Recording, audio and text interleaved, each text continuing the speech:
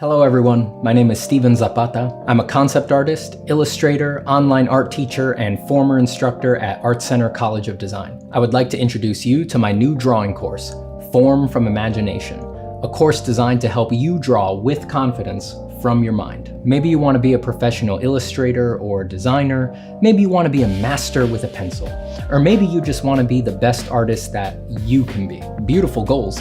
But it's not always clear how to improve the work that you do from imagination. Over the past 6 months, I've taken all of the little eurekas, tips, and essential exercises that gave me confidence drawing from my mind and compiled them into a sequential course. We start with the absolute foundations, covering the scientific nature of light and shadow, how to hatch, how to create flat tones, how to render spheres and cubes, and step by step, we move through combined shapes, complex shapes, organic shapes. We cover how to simplify extremely complex subjects like the head into basic shapes so that you can handle them more easily from your head. We look at how to understand and treat details. And by the end of these 14 chapters with over 50 video lessons, you'll be ready to do complex designs from your mind with fidelity and energy. And all the demos are done in pencil on paper, so you can do all of the assignments even if you don't have a fancy digital art setup. But I also have demos, instructions, and modifications to the assignments for those who do want to do them digitally. Here's how it works. Go to formfromimagination.com and sign up for the course. Download the assignment book and start watching the lectures. Do the assignments at your own pace. Take your time with them and use this self-study to develop your patience. When you're done, post your assignments in the exclusive community hub, and I'll personally critique your work with drawovers, diagrams, and advice. I want you to know, this course is no joke just because it's online. It is challenging content, and it is more complete than it would be if I was teaching this class at an art college as I have before. If I was teaching this class in person at Art Center today, I would just play these videos in class, knowing full well that they're the most concise, focused, edited, step-by-step way to convey the material. So I'm serious when I say, this course isn't just a substitute for a college level course, it's better than a college level course. And you don't have to pay thousands of dollars per credit and wind up hundreds of thousands of dollars in debt. So thank you for checking out the course, thank you for watching this and for your support, and thank you for drawing and making your artwork. The world needs it. I'll see you soon.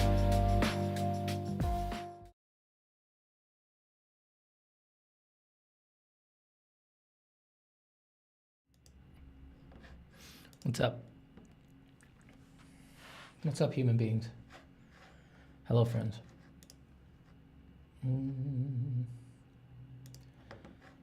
Pause some stuff.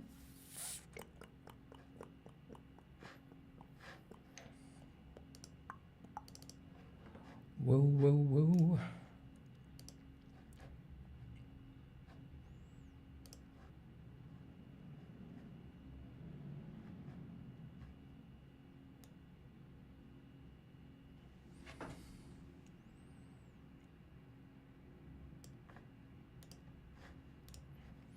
Hi everybody, hello Eddie, hello Saman, hello Ayub, hello Azakamam, Ayub Azakman,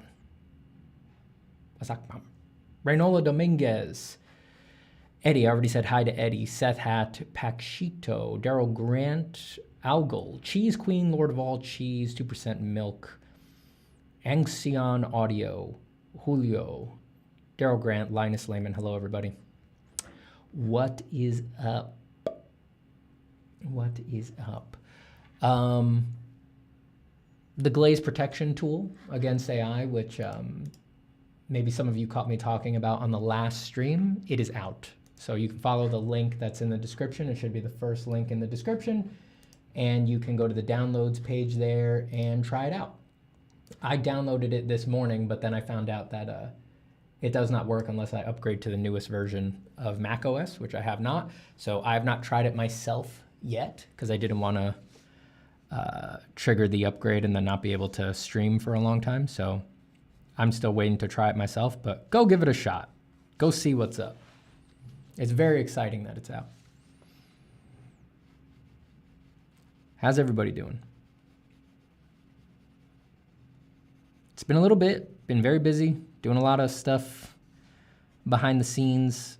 Hopefully that is all. I know I feel like I keep saying it, but hopefully that's all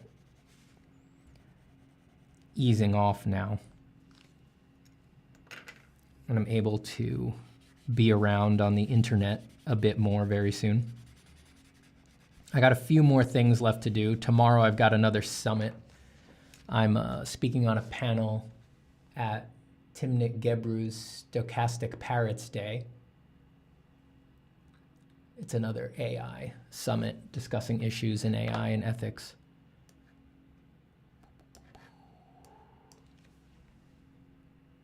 Let me make sure I'm in focus here. I have no idea what I'm drawing.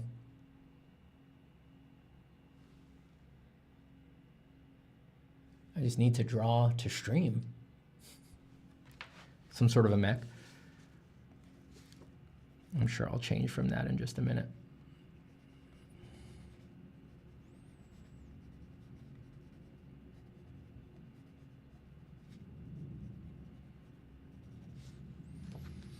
I've also adjusted some stuff in the studio, so hopefully the echo that was around last time has been significantly reduced. Put up a bunch of sound absorbing blankets and stuff like that on the walls, was just nailing them in this morning. So hopefully our audio sounds a little bit more clear, less echoey. Y'all let me know what you think.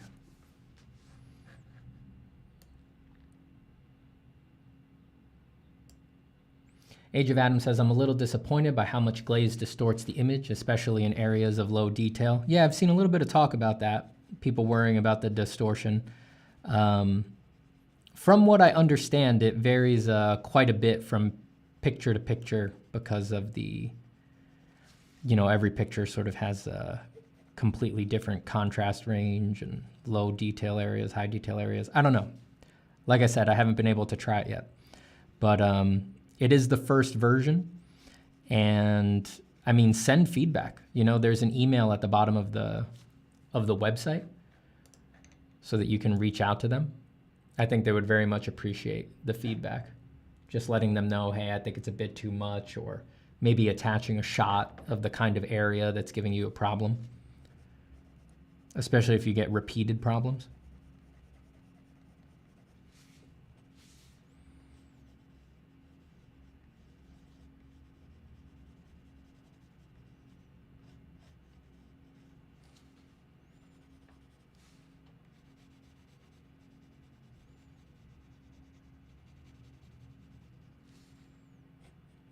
I got to look into it myself. Because there's definitely going to be a psychological boundary where it's like you, because you made the image, will know that it looks distorted, looks different, and it's going to drive you crazy. But anyone else looking at the picture would kind of never notice it or just assume it's supposed to be that way. And that's not ideal, obviously, but if the difference is something that only you will know is different versus what the public would know, you would know is different. And let me remind you, we are talking about the public here, right? Because, if you're doing work for a client and you're going to send them stuff via email, or you're doing final deliverables for a job or something, you're not going to glaze that. This is for sharing online in like a social media capacity. Or a portfolio capacity, though. If you have your own website, there are, you can try to make, you can try to find different restrictions to protect your work, like putting a password on your site or something like that. But for sharing, it's like if no one's going to notice the difference, it's probably worth it, considering it, if you think it's realistic that your work will get scooped up.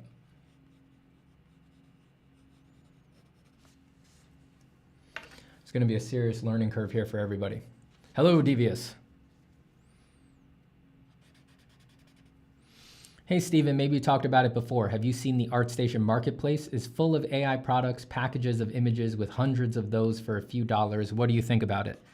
I don't think much. I mean, I think it's dumb, personally.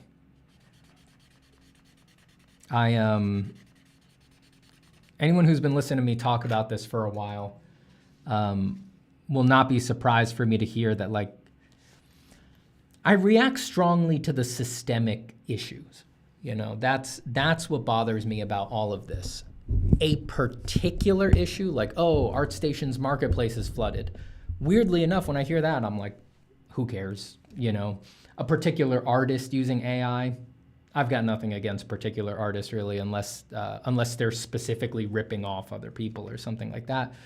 I understand this is a very complicated world.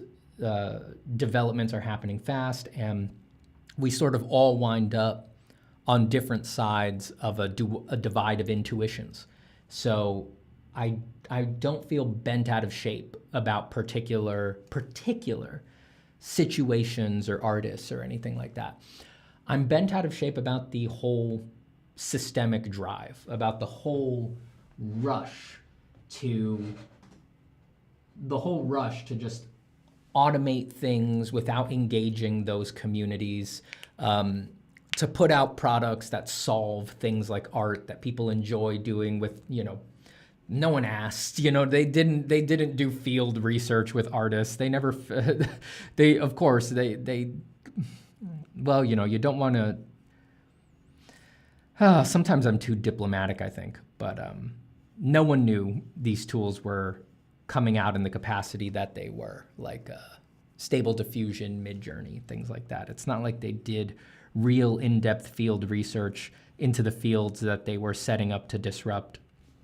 And it's those problems that really drive me crazy. It's not particular situations. Like, the ArtStation marketplace is not the world, you know, and it's not even really big, you know. It's not, well, I mean, it might be big, but it doesn't, the ArtStation marketplace does not control the zeitgeist or influence people's feelings and emotions or things like that. I mean, it's just not as impactful in that regard.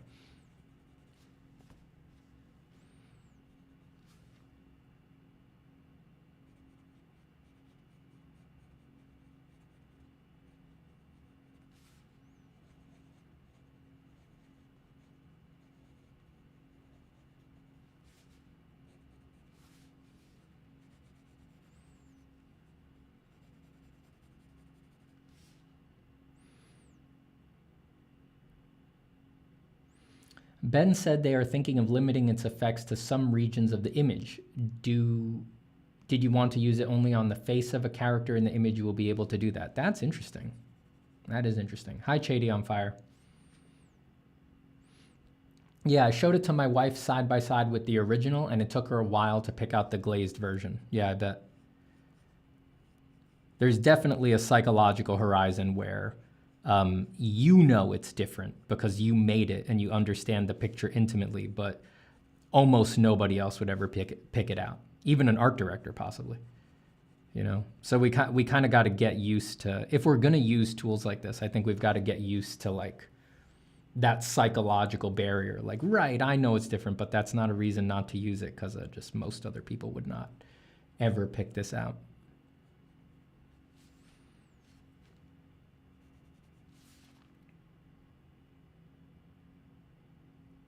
Miyandi Draw says, is AI art really art? Nah, just kidding. Yeah.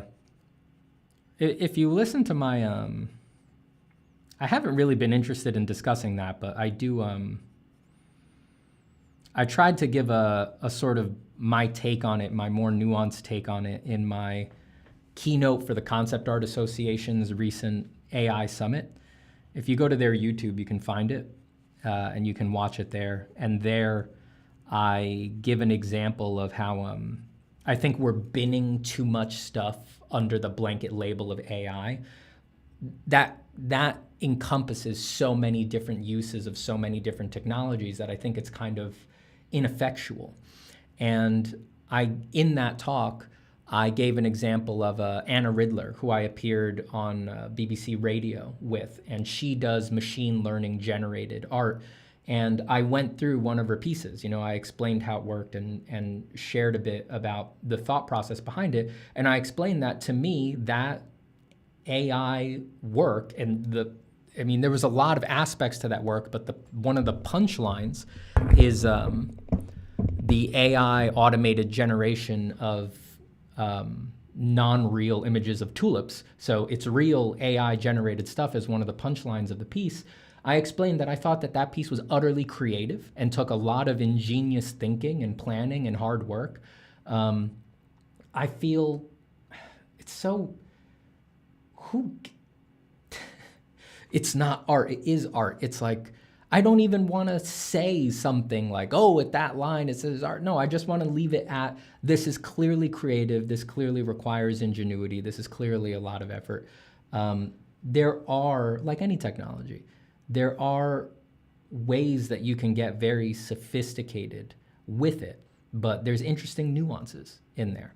I don't want to get too much into the details there of how Anna sort of builds her own data sets, and but if you want more info on that, you can go watch my keynote for the AI ML Media Advocacy Summit.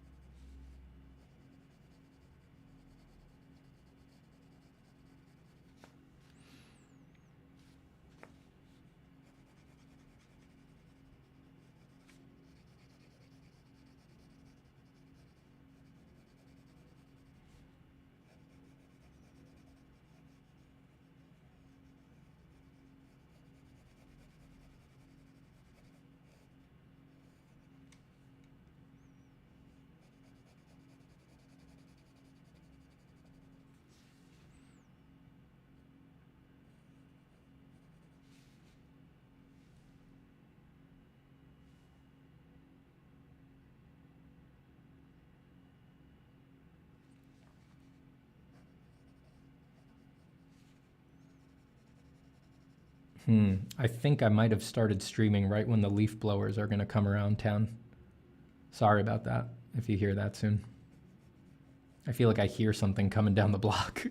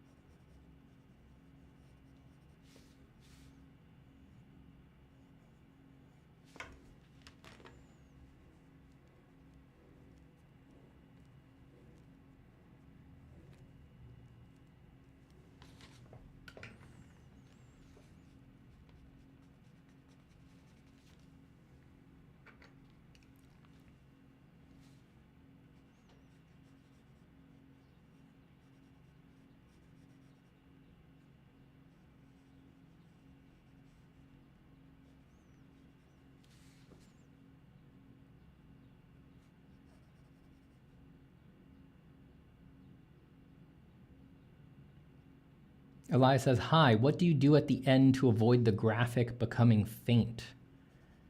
You mean like pencil drawings being washed out or something like that?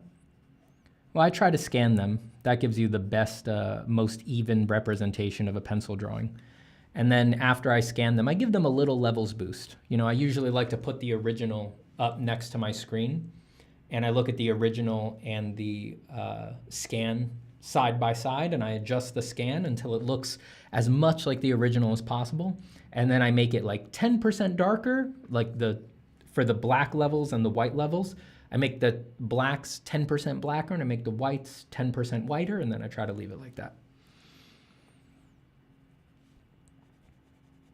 You got to give something like a pencil drawing, in my opinion, you got to give them a boost to give them any hope of surviving online.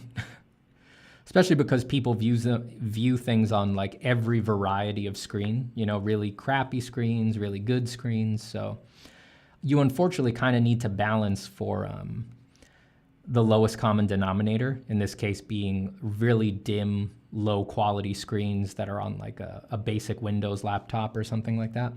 So because those are out there and a lot of people are going to see your stuff on there, I think you do need to boost the the levels and the contrast in general so that things look a little bit more clear.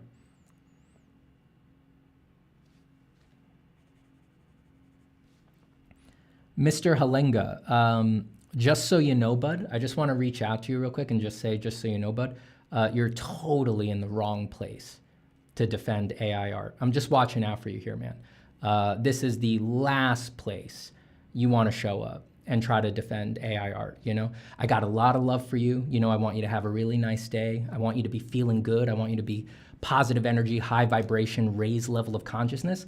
And I just want to let you know that the people in this chat, they're dogmatic dogs. They're aggressive.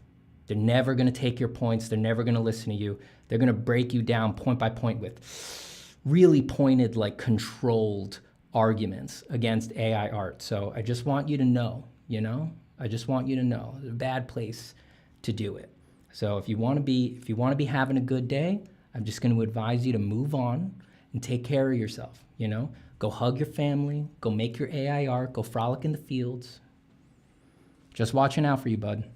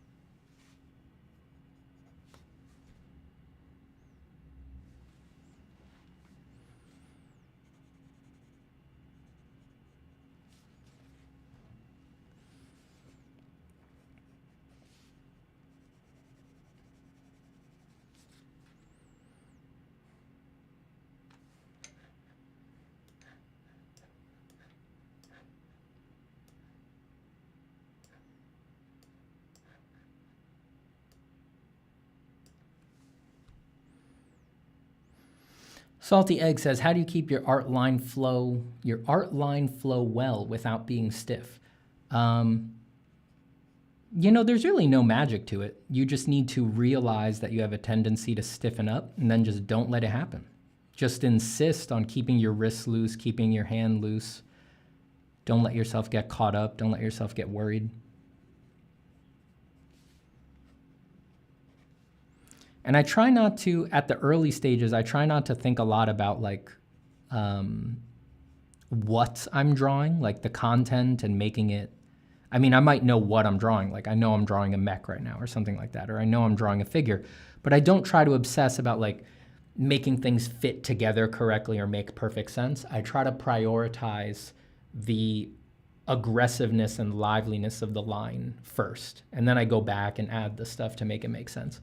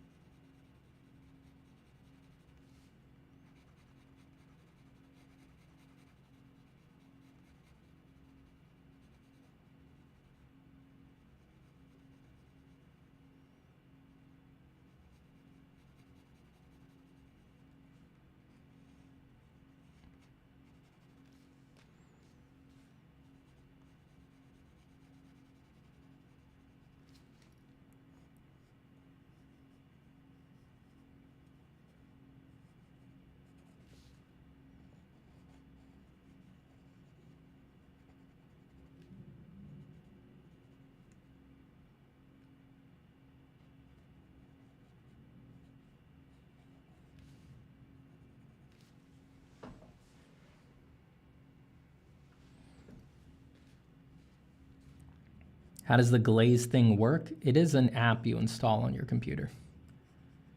And then once you're done with your picture, you use it as a final step. You import it into the app and do some adjustments. I actually have not tried it myself yet. I downloaded it this morning And when I downloaded it, I found out that I need to have the newest version of Mac OS to run it, and I did not. And I didn't want to update it because then I wouldn't have had time to stream. And actually, the last time I updated Mac OS, it broke my OBS, and I had to roll back my OBS a couple versions to make it work again. So yeah, I need to upgrade it when I have some time to fix any issues that it produces.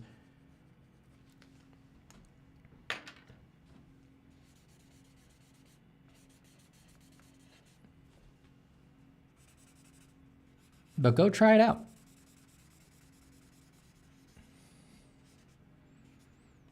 It is legit. It's from a respected team at the University of Chicago. Go give it a swing if you're curious. See if you like it, see how it works. Consider sending the team feedback.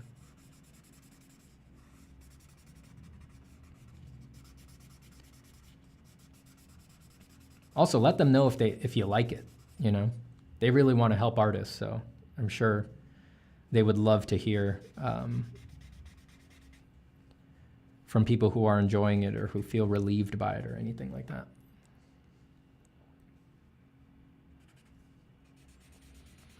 Is Glaze Mac only? No. It's Mac and Windows. I don't have a Windows computer though.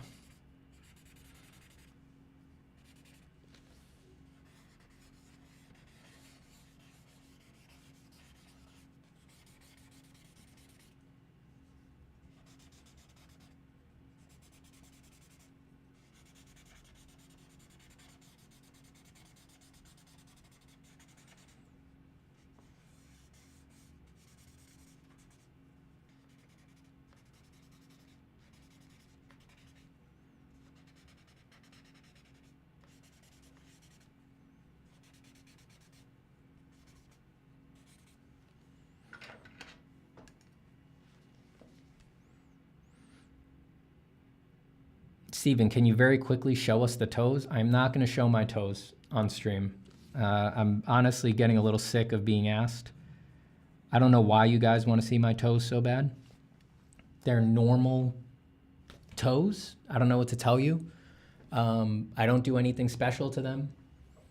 You know, I don't wear any dainty little rings on them. I don't keep the nails painted in bright colors or muted colors, depending on my mood. I'm not going to show you my toes. There's nothing there for you. All right?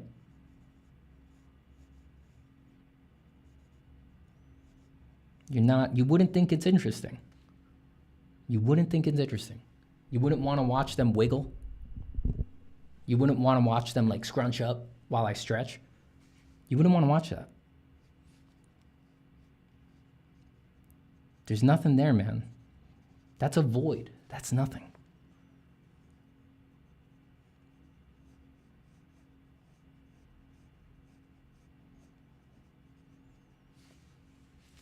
You got to move on.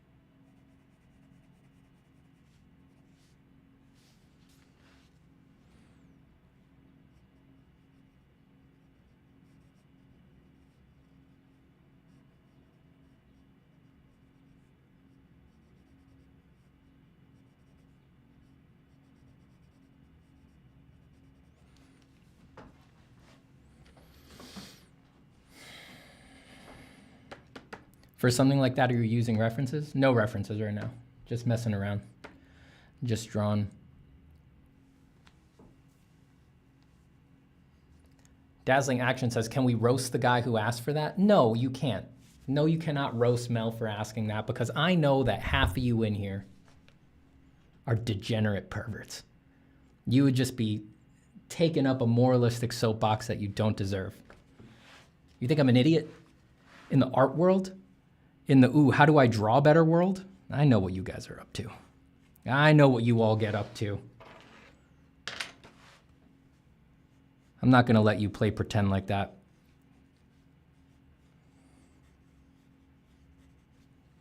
You're all disgusting. You're all disgusting.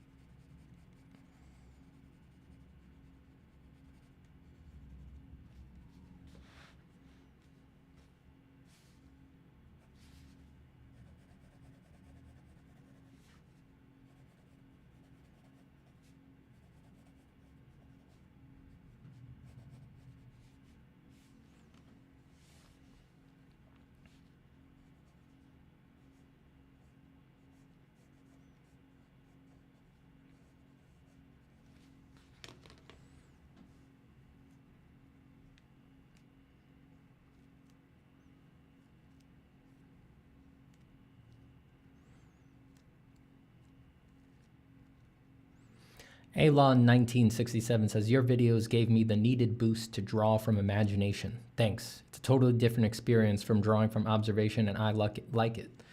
I love it, Alon. Good for you. Welcome to the vast and glorious world of drawing from imagination.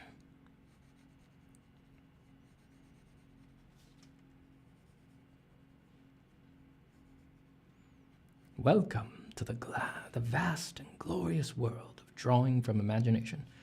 When Walt Disney invented drawing from imagination in 1910, he had no idea that it would begin an incredible empire that would soon come to define culture overall, both in the details and in the gross forms.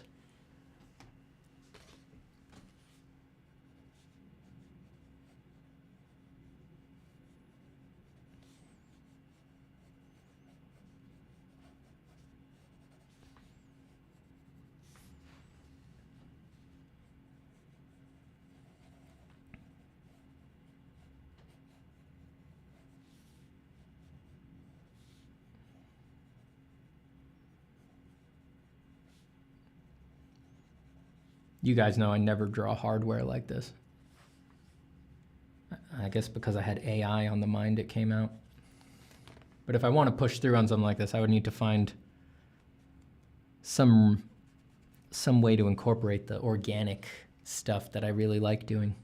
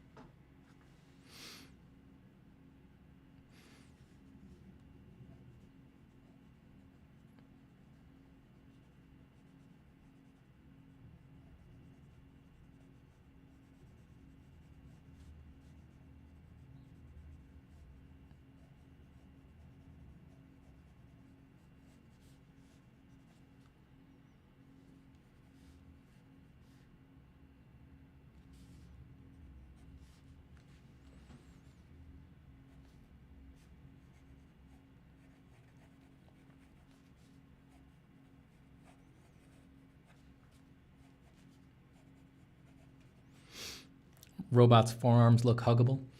Yeah, well, I don't really have a, like I said, I never draw robots or mechs very much. People who watch the stream know. So I'm really just doing vaguely Gundam-ish shapes. And Gundams always have nice chubby forearms, or a lot of them really have nice chubby forearms when compared to like the elbow and upper arm area.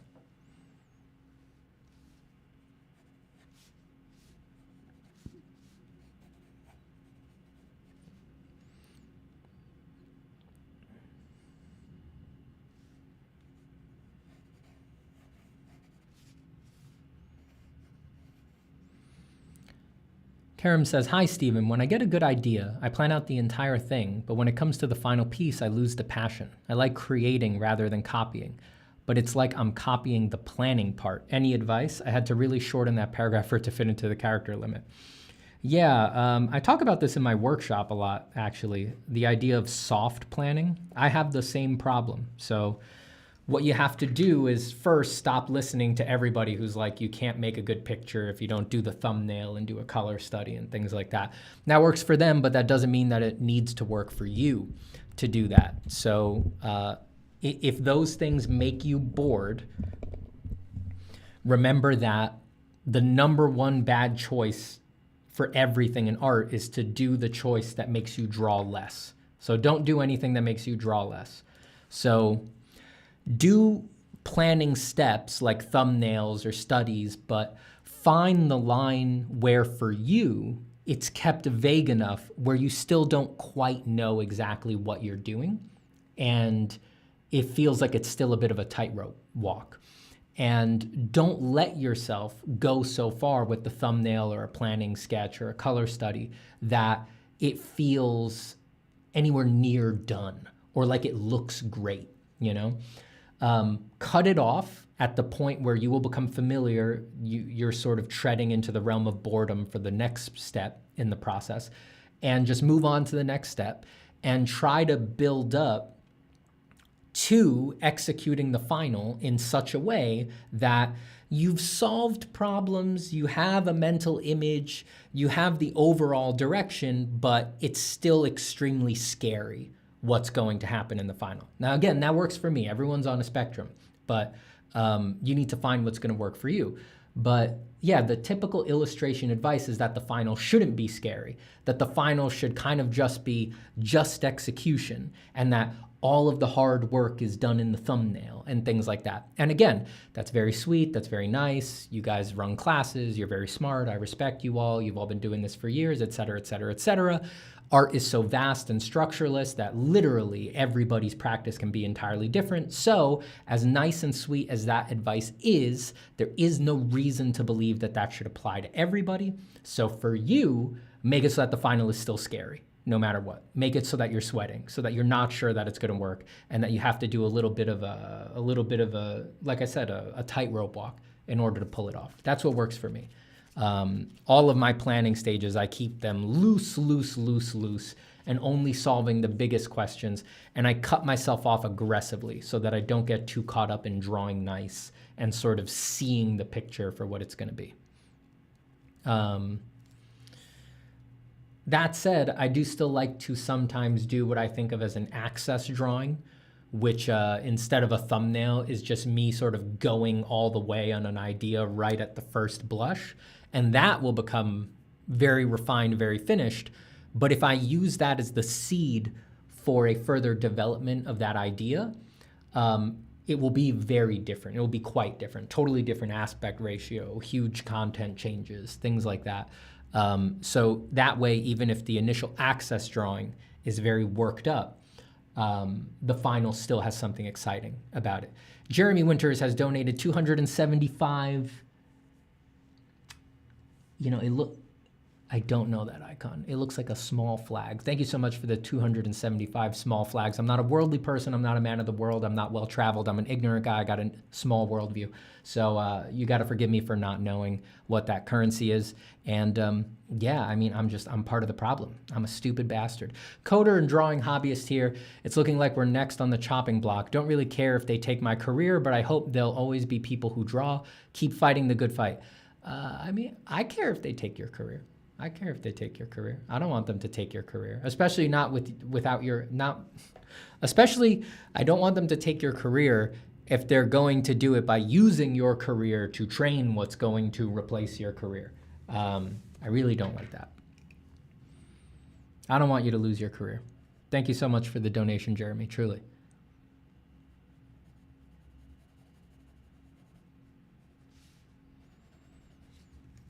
Warrington says, any art streamers similar to Steven? I hate to break it to you, but no, absolutely not. I mean, don't get me wrong. There's fakes, there's imitators, there's knockoffs, there's people who wish they were the indefatigable SB, but they're not. I'm the only one. They wish they had the energy. They wish they had the skill. They wish they had the charisma. They wish they had the outlook, the viewpoint, the speech patterns, the oratorical structure, the vocabulary. They wish they had that, but they don't. Montaubanks, all of them.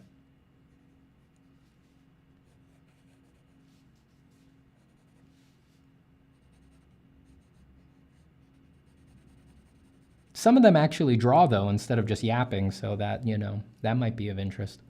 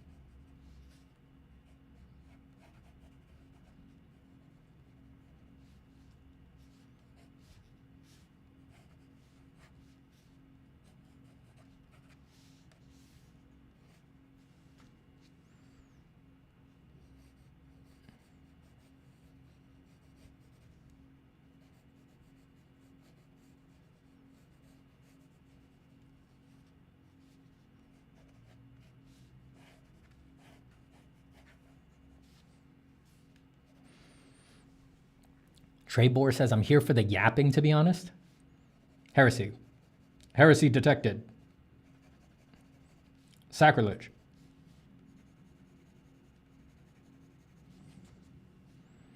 Heresy detected. Activating Inquisition. Inquisiting.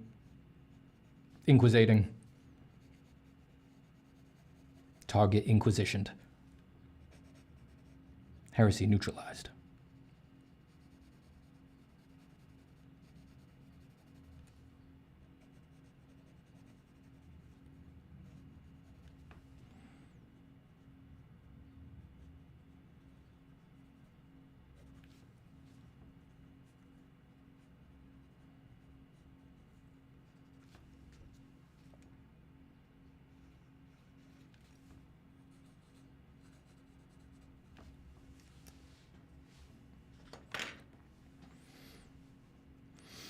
Steven, you see the Armored Core trailer yet for the new Armored Core? Yeah, I saw it. Yeah, I seen it. I saw it when it came out a while ago. I played Armored Core a bunch when I was a kid. Back when I was just a wee lad. I had no idea what was going on. I mean, I just replayed the first few missions over and over again and was just so confused. It looked cool. That was all I cared about. But those games were hard. I was playing, what was I playing? I was playing Armored Core 1. I think I was playing like 1 through 3. Those are the ones that I played when I was young. I didn't know those were made by From Software for a long time. I hadn't put it together in my head until well after I'd played Bloodborne, Dark Souls 1, Dark Souls 3 at that point. Wasn't until after I'd played a bunch of From Software games that I was like, what? They made Armored Core? Go figure. It made so much sense, though, once I found it out. I was like, yeah, that explains a lot, because Armored Core makes no sense. I mean, it really doesn't explain itself to you at all. Weird things happen. At least it didn't to me when I was a kid. I was perpetually confused when playing Armored Core.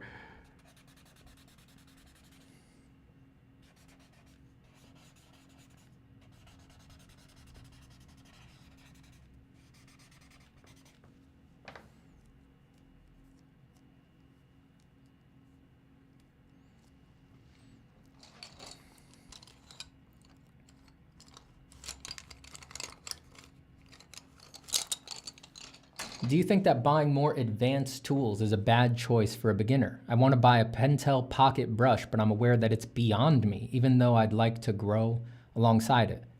What? Felipe, I'm going to be honest with you. I don't know you, don't have a lot of exposure to you, don't know your journey. It sounds like you are embroiled in some deep narratives that are built on absolutely nothing. There is no such thing as advanced tools for beginners, right? There's keeping your tools simple so that you can just focus on things, but digital, computers, any oil paint, egg tempera, everything, there's no such thing as beginner tools and advanced tools. Even what a lot of people would say is an advanced tool like oil painting, once you get into it, you realize it might be the best beginner tool. It's infinitely flexible. You can fix things for weeks. It doesn't dry. It's like, there's a way to interpret it as one of the best beginner tools. There is no advanced tools. You can buy whatever you want. And I sense a weird narrative in the idea that I'm aware that it's beyond me. Where'd you get that? Who said that? Some stupid interview in a magazine or some thoughtless words from someone on a YouTube video, like trying to bin you and where you're at on the journey and what you're allowed to do and what you're not allowed to do? It's bullshit. Just do whatever you want. None of that stuff's real. None of that stuff is real. What is this? Oh, I see. The sun is coming perfectly through my blinds right now to be hitting on my paper, my paper. Yeah, not okay with that. Gonna admit it. Not okay with that. Having a little bit of a panic attack about that right now. A little bit of a panic attack. Oh, and my eraser's dirty.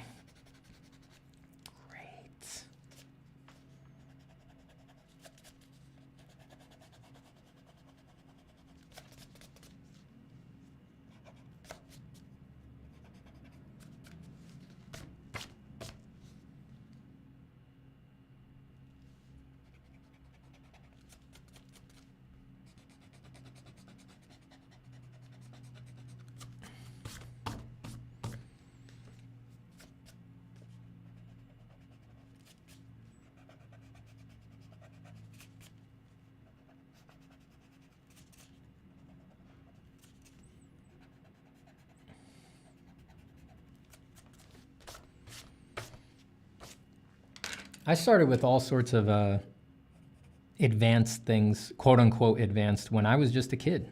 I started playing around with 3D when I was, like early teens, something like that. I started with Photoshop when I was really young. I had my first graphics tablet when I was like 12 or something like that.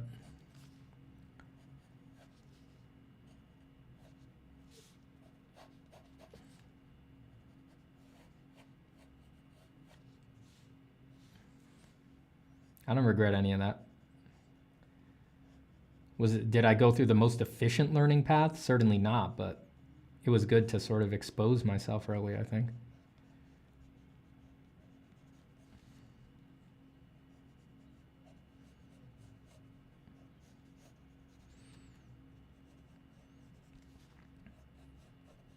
Besides, that stuff keeps you interested, It's important to keep yourself interested.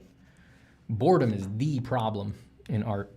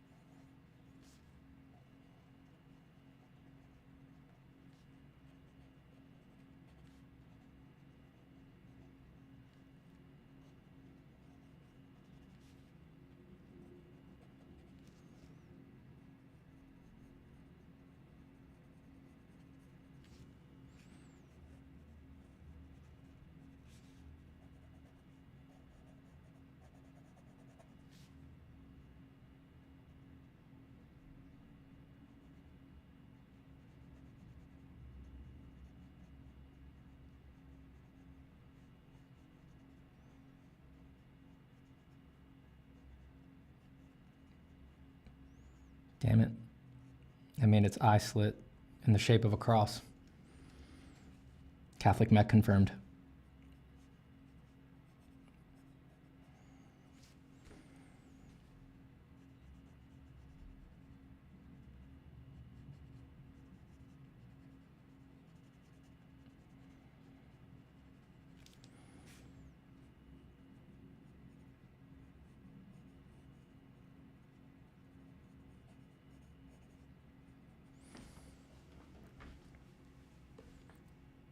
Pulled a muscle in my back first thing in the morning. I woke up to my dog dive bombing me in bed, like coming in for the cuddles. She startled me, and when I flinched away, I pulled something in my back right away, first thing in the morning. Also old. My God, I'm getting old. Cornelius with the €5. King, thanks for all your contribution. More and more of you need to unionize, protest, and raise awareness on the current issues from multiple fields. Thank you so much, Cornelius. I mean, we are getting to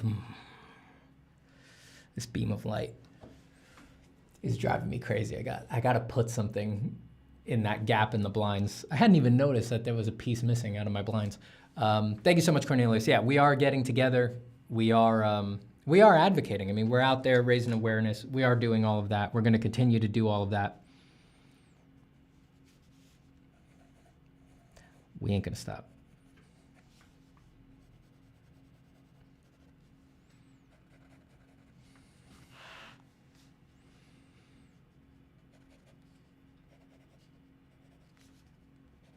And there's a lot of, I'm hearing from a lot of people.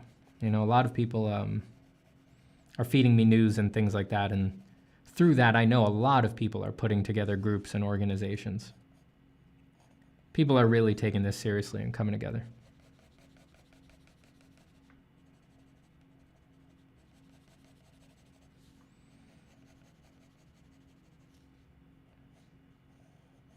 By the way, for anyone who has emailed me recently, I am, as always, sorry. I do read the emails, but it's just too much to answer everybody. I don't like that, but it's just currently the case. But if you're for everyone who sends me info links and things like that, I do open it. I do read your message. I do check out the links. I appreciate the info and the news. Thank you.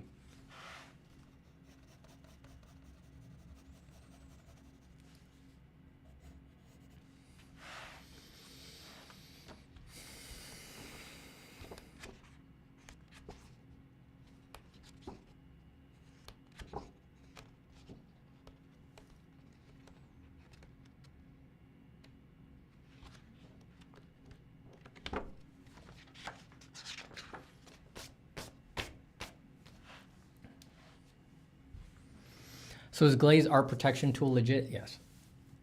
It ain't from just nobody. It's from the University of Chicago, a very respected team at the University of Chicago, led by an infamous machine learning security expert.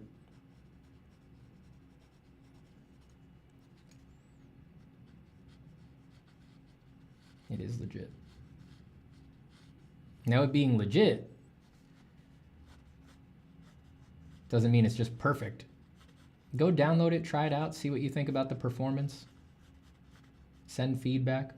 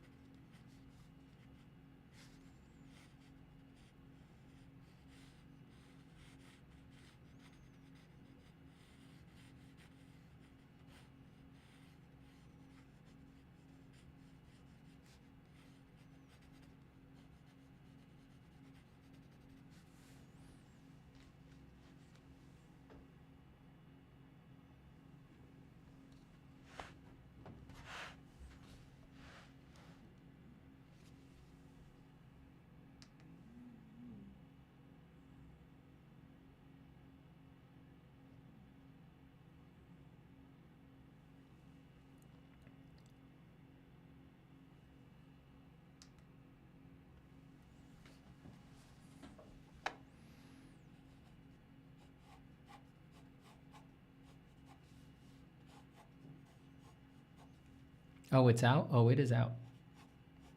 You can follow the link in the description. First link in the description if you want to check out Glaze. Glaze.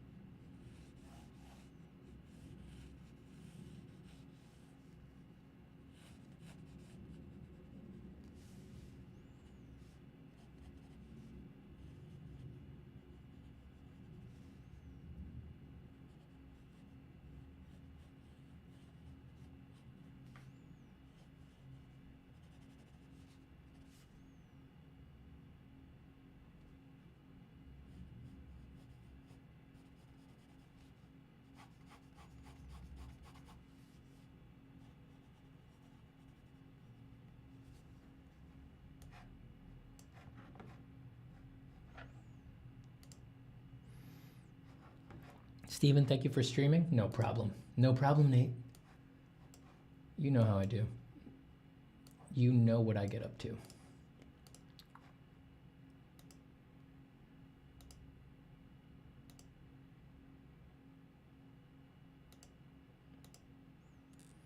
I gotta fix my white balance on my camera. Give me a second.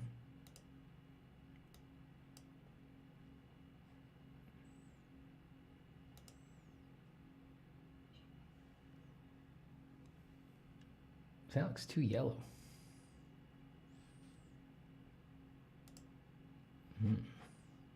That looks too blue. I look cold as hell here. Now I look like I'm freezing. Now I look like I'm so cold I can't stop shaking.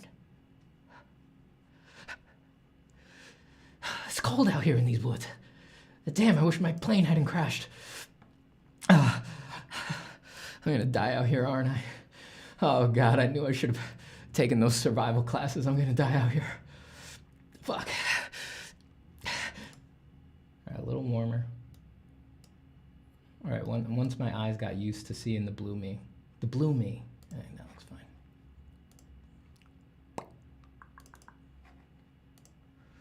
Do do do do do do do do.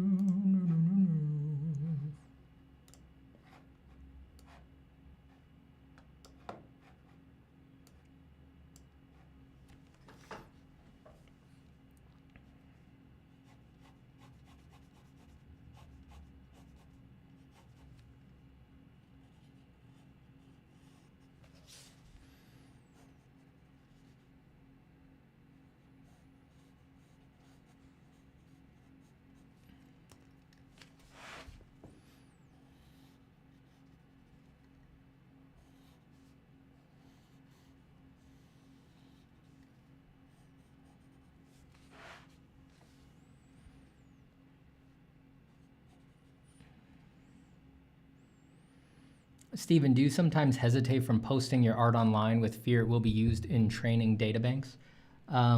You know, for a while I thought I wasn't afraid. And then I had a moment where I realized that I hadn't posted anything like on my Instagram or on ArtStation for months, basically.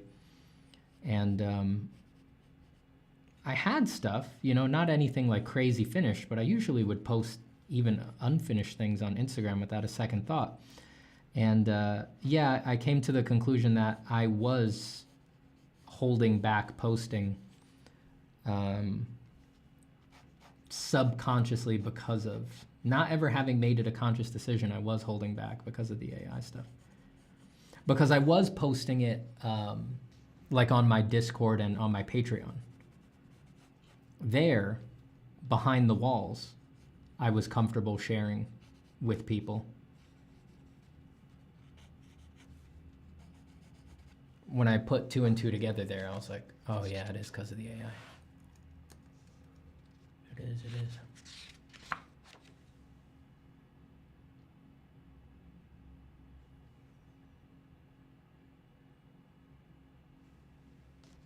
Oh, I know. I know why I hadn't noticed this light thing before. Because I swapped the positions of my monitors. I put my lower monitor in front of me and my taller monitor off to the right, which is not how it used to be. And my taller monitor was blocking this light beam all of these weeks. That's why I'd never seen this happen before. My taller monitor was blocking it. I gotta do something about this. My lower monitor is just low enough that it's getting over it and landing on my paper.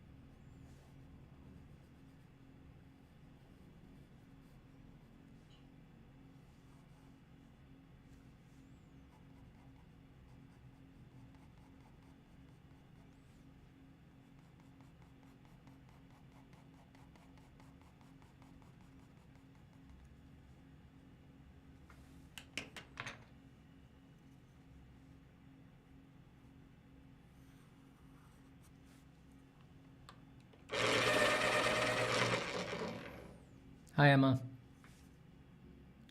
How you doing? Awesome seeing you draw mech stuff. Oh, thank you. I don't know why it came out that way.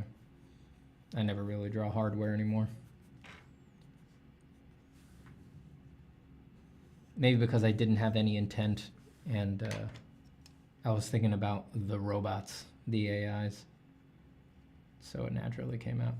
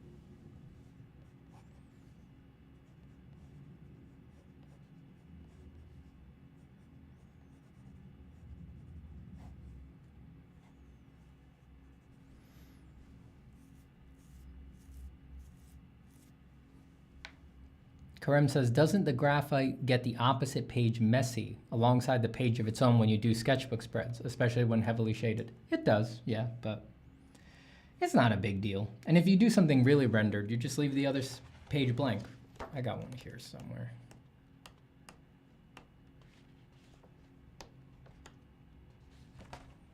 This one's got quite a bit of rendering on it. You can see there.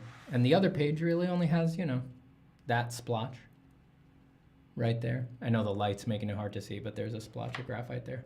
If you leave that other page blank, it's really not a big deal.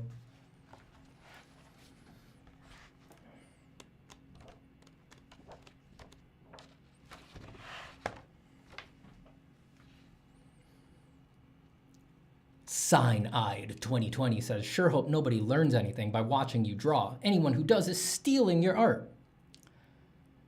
Come to mama, tell me who hurt you. There's gonna be no future if we don't figure this out. Come to mama, tell me who hurt you. Awesome work. Thanks, Mr. Zapata. No problem, Mozzie. Oh, Cornelius with the €5. Is it a good idea if SB emailed multiple people on the industry? If SB, do you mean Stevie Boy? Emailed multiple people on the industry on the idea of creating a union. Also, CAA fundraiser needs just 25K. Let's promo it. CAA fundraiser is linked in the description of this stream. If you've been considering donating to it, you can go check it out on the GoFundMe page. They have some recent updates on there as well. Get a feel for it, think about it. And on the idea of a union, it's extremely complicated. What can I say? It's extremely complicated. And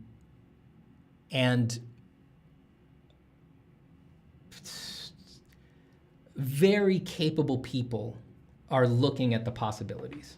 It's not that no one's thinking about unions. Trust me. Very capable people are thinking about them.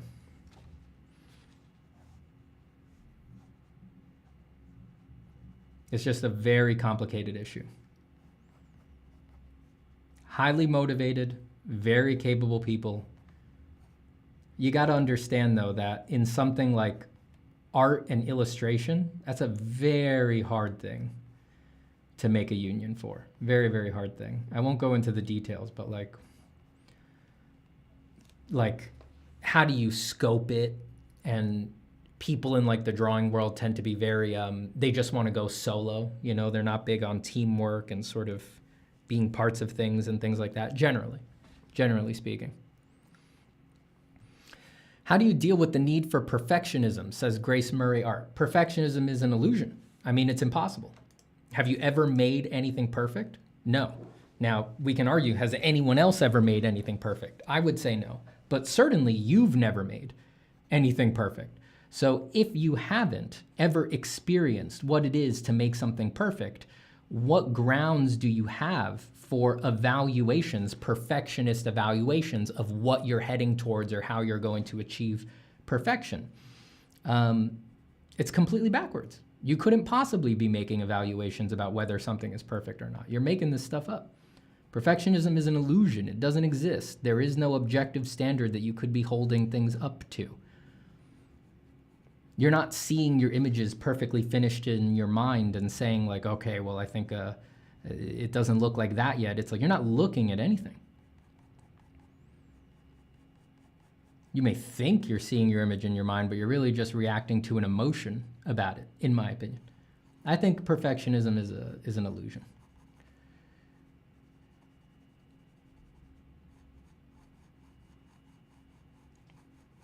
Your feelings of perfectionism, of needing to get it just right, they're not that. You're mistaking other things for that. You're actually just scared. You're just worried about what other people will say or think, or that your efforts will be met with a sort of a mediocre response, just that for all your time, nothing will happen because of it. That's what's really going on there.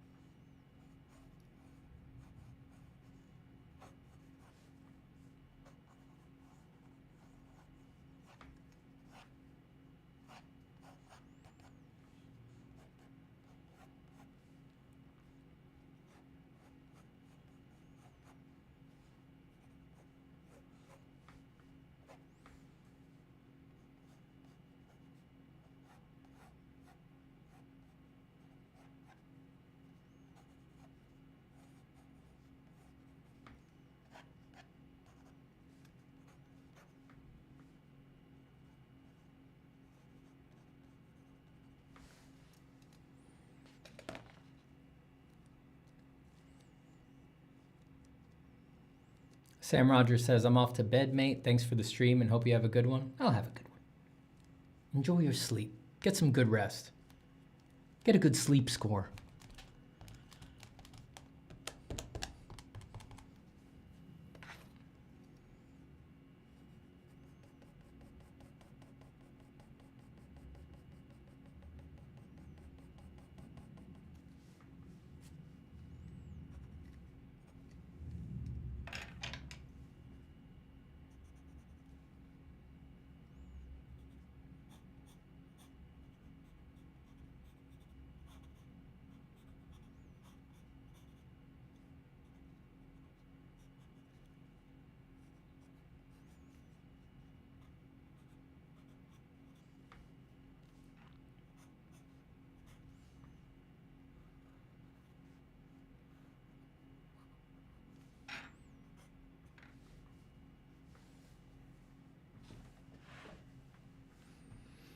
John Swartwout says, I like your streams. It always makes me want to draw, but I can't until I get off from work. Soon you will draw.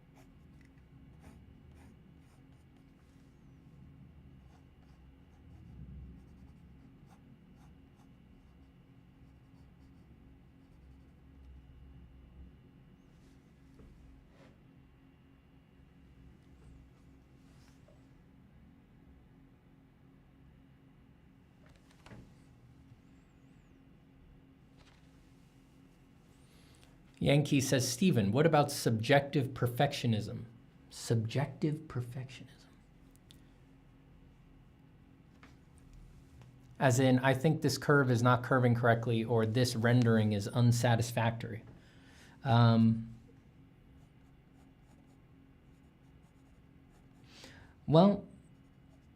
I guess there we're sort of getting caught up with a definition of terms, right? Because certainly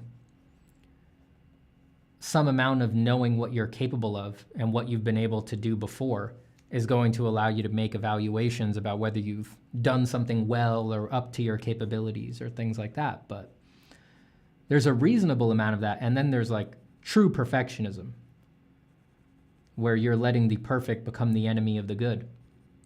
And even though you know something is sort of well within tolerances, you're still going to refuse to share it, or you're never going to finish it, or something like that. I mean, I see where you're coming from. I see how the distinction can be subtle, but I think most people, after some amount of time spent making work, they know when they're obsessing, you know? You know when you're being reasonable and just like, I know how to hit this level and this mark, and I know that I can do it reasonably within such and such amount of time. They know the difference between that and just sort of floundering and wasting their time and being truly perfectionist, just like not letting things get off the ground. I think you can tell. Maybe that's more complicated very early on, but it will get resolved as time goes on. You will be able to tell. I mean, I can always tell when I'm being a bullshitter, you know? That doesn't mean I don't do it. I'll still indulge myself, but if my wife, for example, you need someone who's always gonna, you know, shake you out of your story and just be like, is this real or are you just messing around? My wife is always good for that. When she sort of pins me to the wall on a project or something like that, I'm always able to be like, yeah, I'm messing around here. I'm being a dumb perfectionist. I'm just finding reasons to not get it done. You can always tell. Your drawing course has Spanish subtitles. We are working on it. Not all of it. Right now, I think a bunch of the first videos. I think the first like 6 or so videos have Spanish subtitles. So not yet, not all the way through, but we're working on it. Actually, that reminds me. That actually reminds me that I think I missed a message from my translator.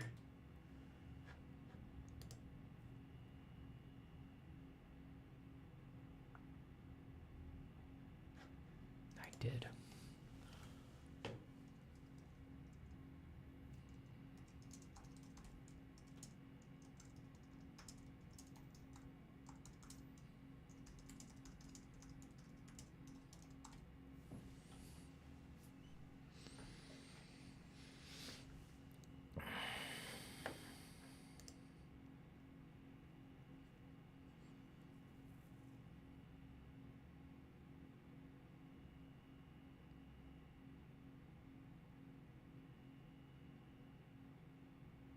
Lukas Cibula with the 50 PLN.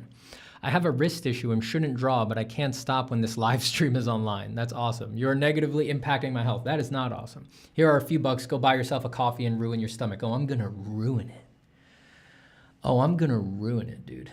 I'm gonna ruin my stomach with coffee. Actually, guys, and especially Lukas, I mean, I'm sad to say, but it's like, coffee consumption is way down, guys.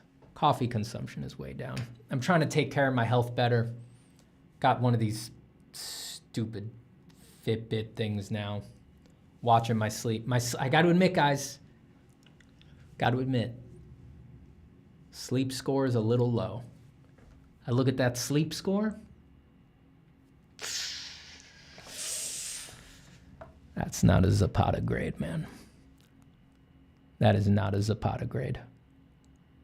Zapata gets higher grades than that. He gets higher grades than that. So I'm trying to fix that up. I don't want to get too much into the details, but just, yeah, you got to take care of yourselves. I've been having some health issues lately. Nothing serious. Don't worry. Steven's not going anywhere. But I've definitely noticed that stuff is happening to my body that is nothing serious, but very annoying, protracted stuff that is very annoying and distracting and doesn't go away, or is you got to take care of your health. You really got to take care of your health. I've been very lucky to have very good health for a very long time. So I hate to say it, guys, but coffee consumption is way down. Coffee consumption is way down. I've been trying to just have 1 cup before 9. 1 big cup. It's a huge cup, but then I try to stop at 9. I haven't been perfect with it. I haven't been perfect with it, but I've been not horrible, but still, sleep scores are low. Sleep scores are low. Gotta get better. Gotta improve things.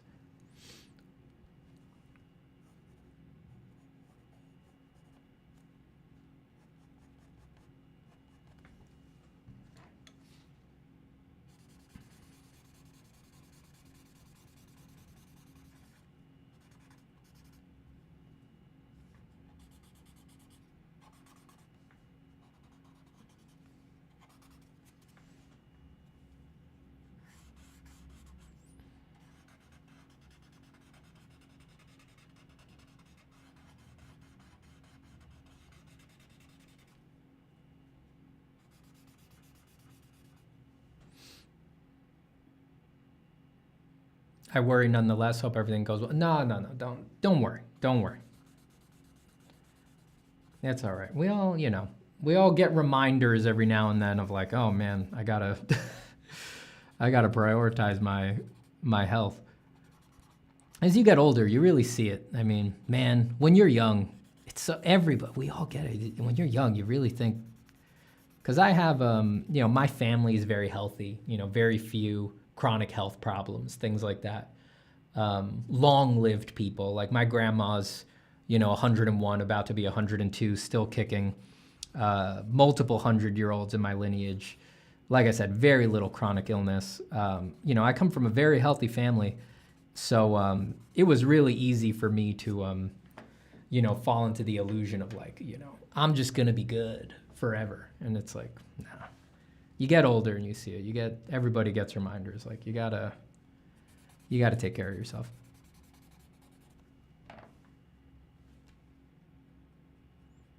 The body is the body. It has demands.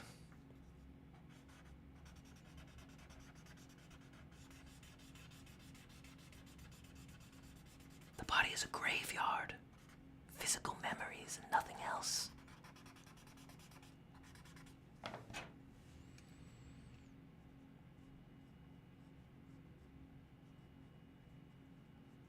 You've never even experienced the body. All you see is light.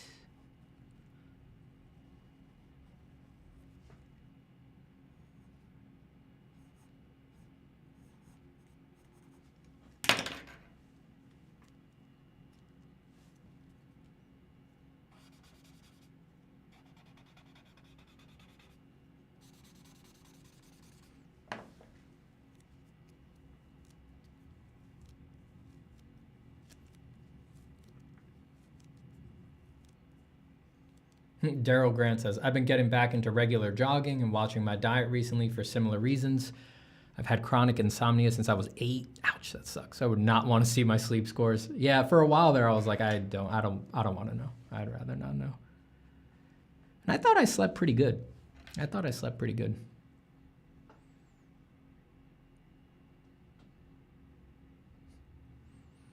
Do you go to the gym? Not the gym, but I do exercise.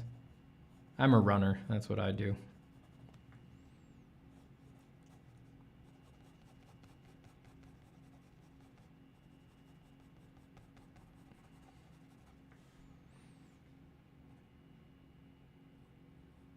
I have spent a lot, I did go through periods where I spent a lot of time in the gym, but running has always been the exercise that has stuck with me. That I've just been doing for a long time, since I was a youth.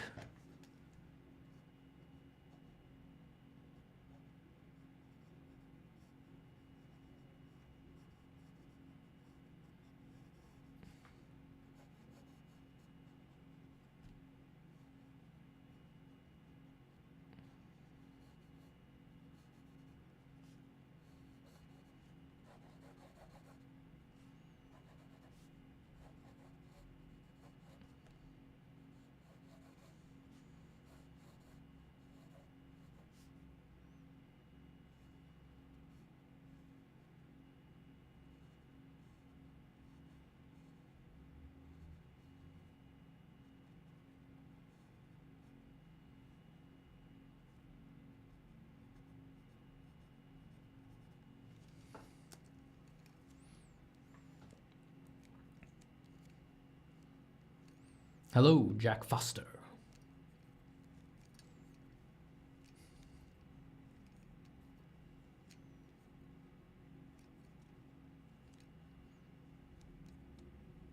Love the shape, Steven. Thank you, Yankee.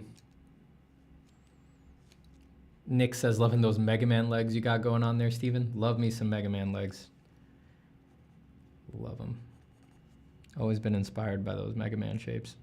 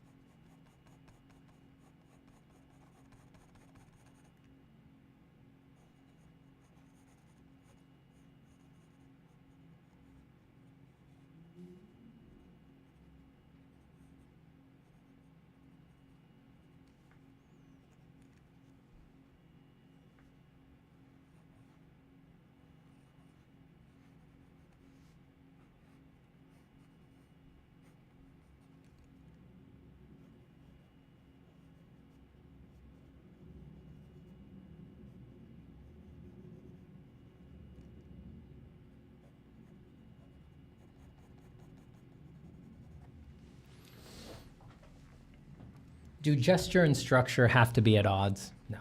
They couldn't possibly be at odds. I mean, they're part of the same thing. They're part of the same thing. Have you seen Mega Man ZX designs? They're out of this world. I have seen, I played Mega Man ZX, I think. Or am I thinking of Mega Man Zero? I forget. Years and years ago. Years and years and years ago. Many moons ago.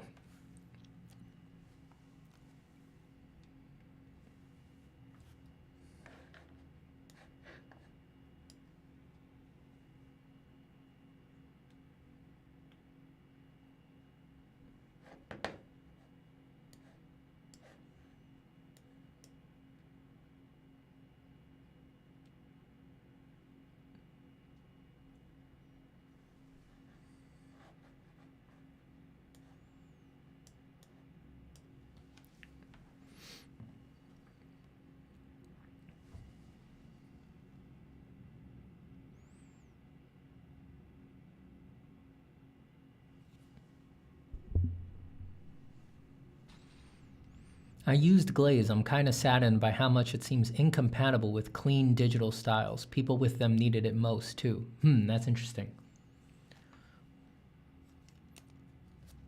Most of the examples that I saw were indeed with less clean styles. More that had a lot of modeling and detail and stuff like that. So that'll definitely be something for them to look into. Consider sending feedback to the team. There's an email at the bottom of the web page.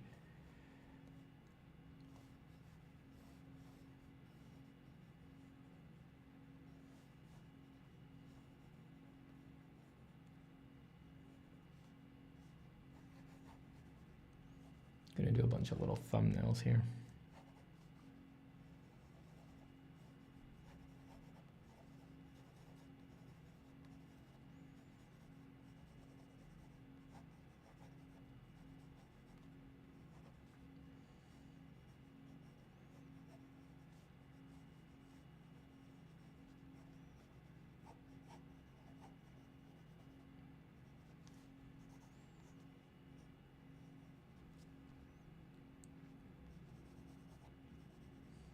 Steven, did you finish the big pencil piece from last week? No, I have not.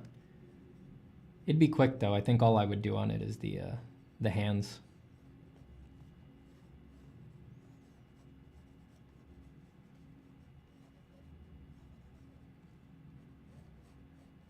I like the idea of it, like the overall feel, but I want to put it into I want to grow that into a scene with multiple figures. Once I got that feeling, I kind of lost the shine on that one. But I will finish it just to have it done. I just need to shoot a ref for the hands and then finish the hands.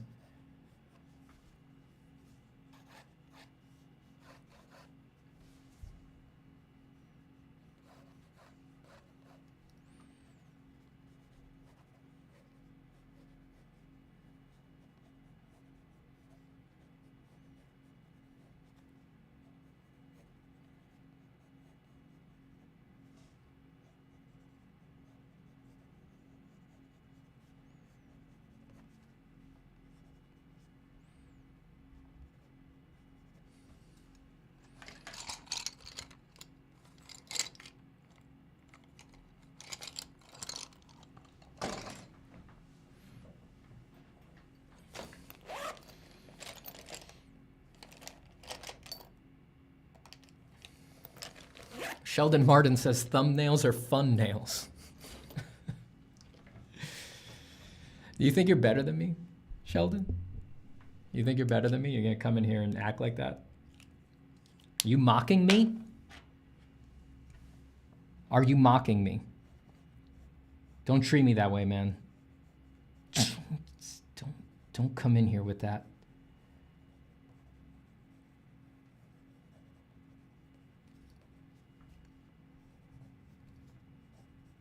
I don't appreciate that kind of behavior. Coming in here with your puns. I can feel it. I can feel it oozing off you. You think you're better than me. You feel entitled to just treat people that way, huh? Damn. Makes me sick. You make me sick.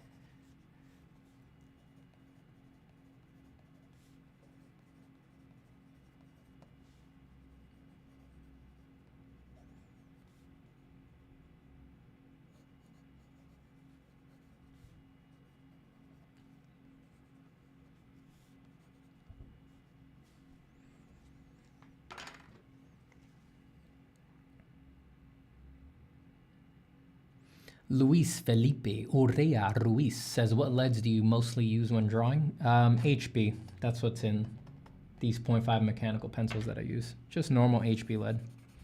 When I want to do dark lines, like on the outside of that guy, I'll just grab whatever the darkest pencil I have around is. This is the Faber-Castell Pitt Graphite Matte 14B. But I use all sorts of dark pencils. I mean, it might as well be a 6B. I mean, you can't really tell the difference. But that's usually what I use, just a middle grade hardness, usually an HB for me, and then a really, really dark pencil to do pockets of ambient occlusion and shadow and things like that.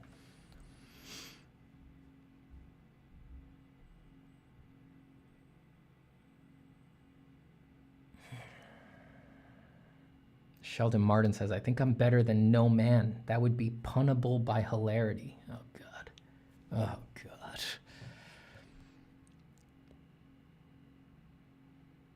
Stephen, what advice would you give to people wanting to work as an artist? I'm trying to work close to the anime industry, but I guess there's a general thing to have, as a working artist. If your number one priority is becoming a working artist, the best advice I would give is to find a way into the industry early. Like get a mentor, start going to conventions, mostly people focused more than work focused. Like no matter what, it's gonna take a while to get the work to be good. So early on, one of the things that most people skip is doing anything about like the people, like I said. Start making connections very early, start meeting people very early. That's what I would say.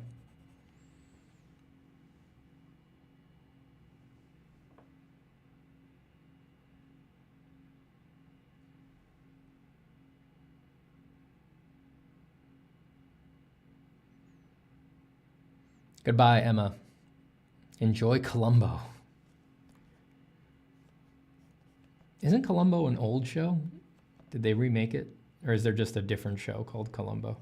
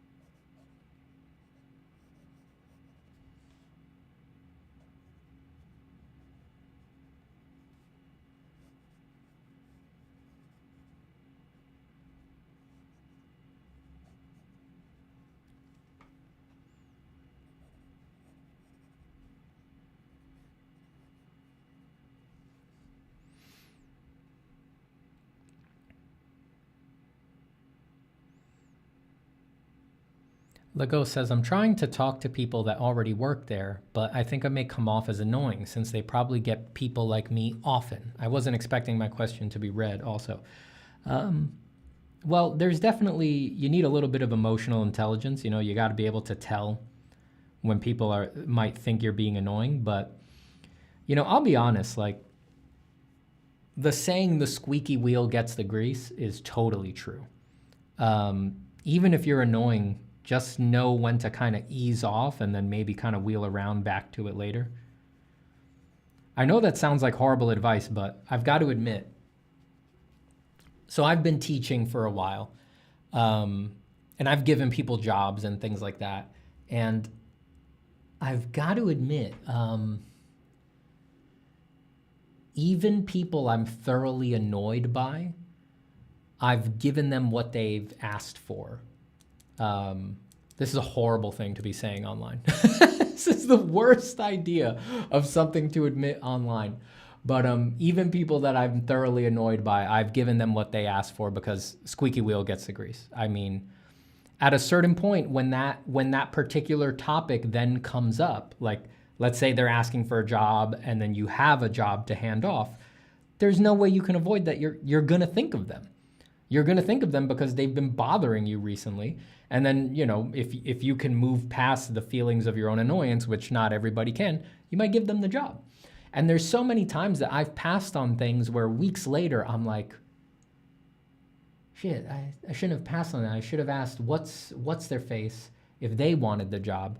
But I didn't even think of them because I just hadn't thought about them, an old friend or something like that, in like a year or something like that. So it really is true. Now, forget I ever said that. Don't annoy me. Everybody leave me alone.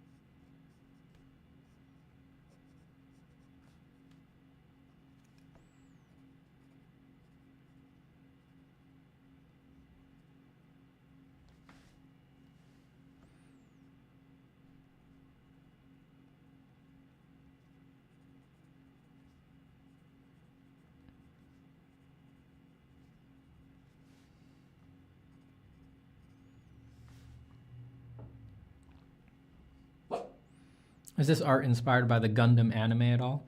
I wasn't directly thinking of Gundam, but I don't really do a lot of hardware, and Gundam is one of the few influences that I have for hardware, so subconsciously, inevitably, of course. I used to watch Gundam when I was a little kiddo.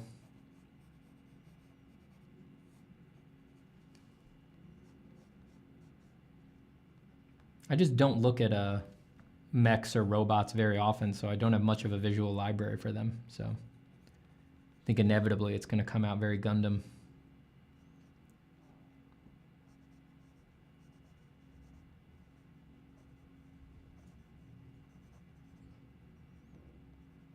I also have the most direct exposure to Gundam because I used to build the models when I was a kid. And that's another level of sort of getting integrated with the design and all that, actually putting it together and seeing it in 3D. So I think it would be very hard to shake loose the Gundam influence unless I went into like a real deep dive of like trying to understand a different form language for hardware.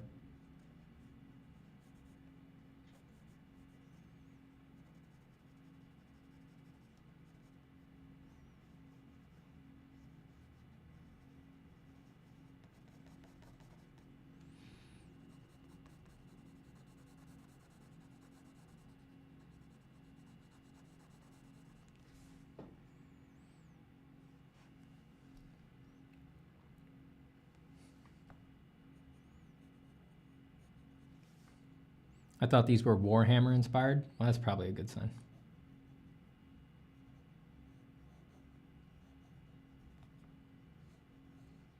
Never got into Warhammer. Everybody tells me I would like it, but I have not really investigated.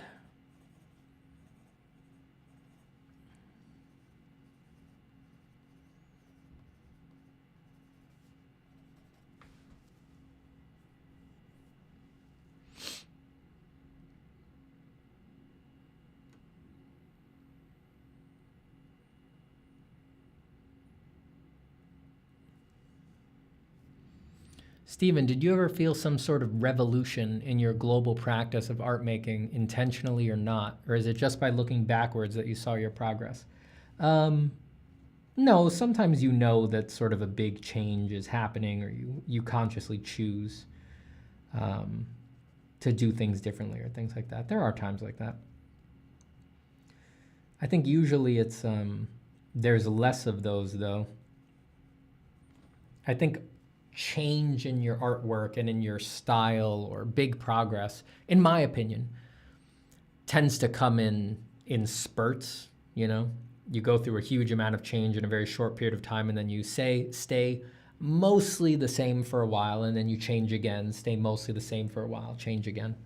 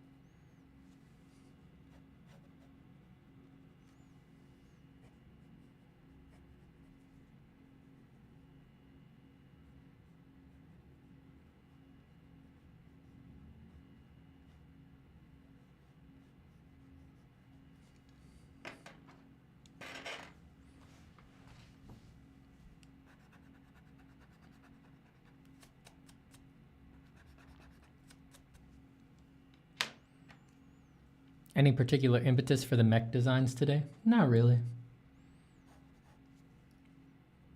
Just following the stream of consciousness. It's just what came out. The art practice is doing its thing. Who knows why it felt the need to work on this. Must be solving some particular problem in there. Way back in the recesses of the mind. which I do not understand.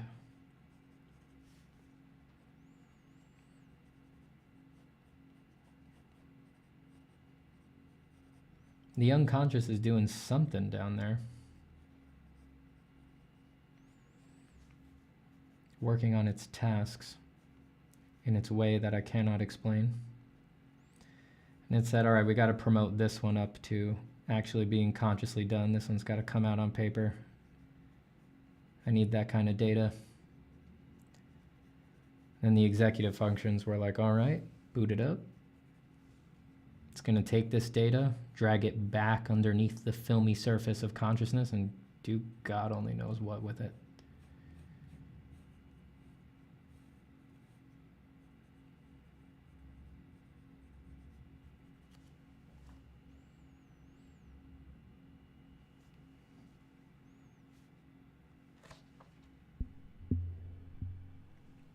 Steven, are you using perspective grids, or are you just guessing perspective right away? Just guessing. Well, this one's just side view, so there's no perspective on it really.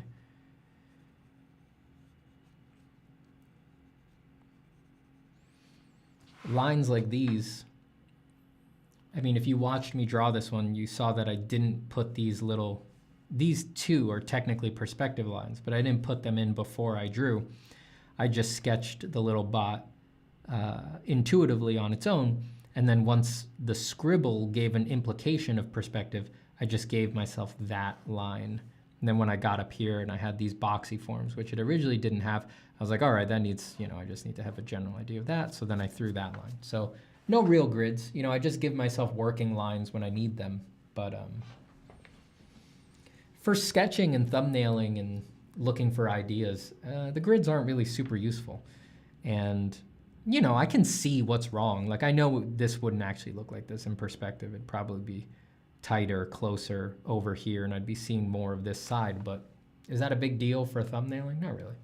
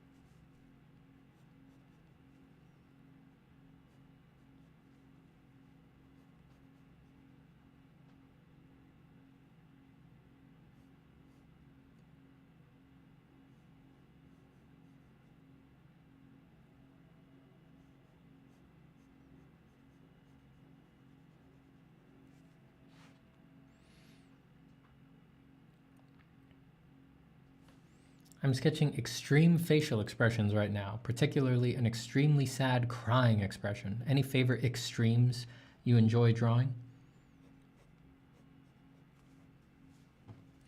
Any particular extremes?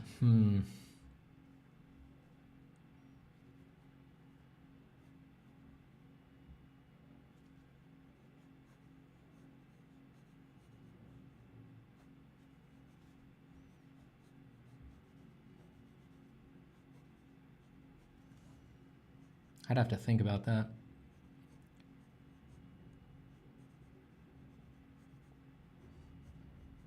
I don't do a lot of extreme expressions, so I'm not sure if I really would have a favorite. I think when I do an extreme expression, it's usually something like anger, screaming, violence, destruction.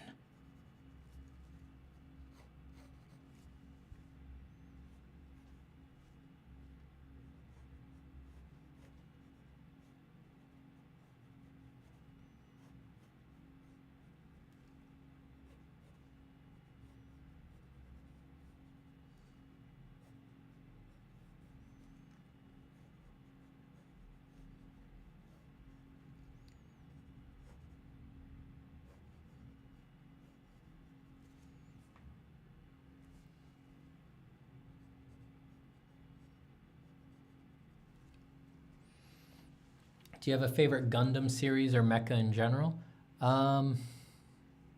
Favorite Gundam series. I haven't watched too many.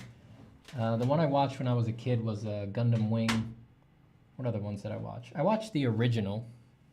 I don't know if I watched all of the original, but I did watch a bit of the first Gundam series. Probably Gundam Wing just because of anatomy. Not anatomy, nostalgia.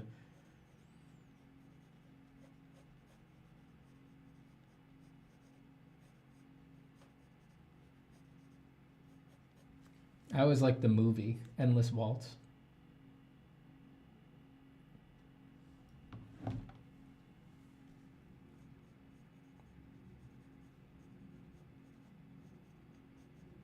I like the ending when Hiro Yui calls whatever her face is in the bunker, and he's like, I want to confirm that your shields are at full capacity. And she's like, they are. And he goes, Roger that, and then blows them away.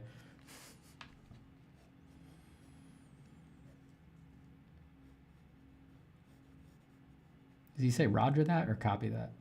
I don't remember. It was a long time ago.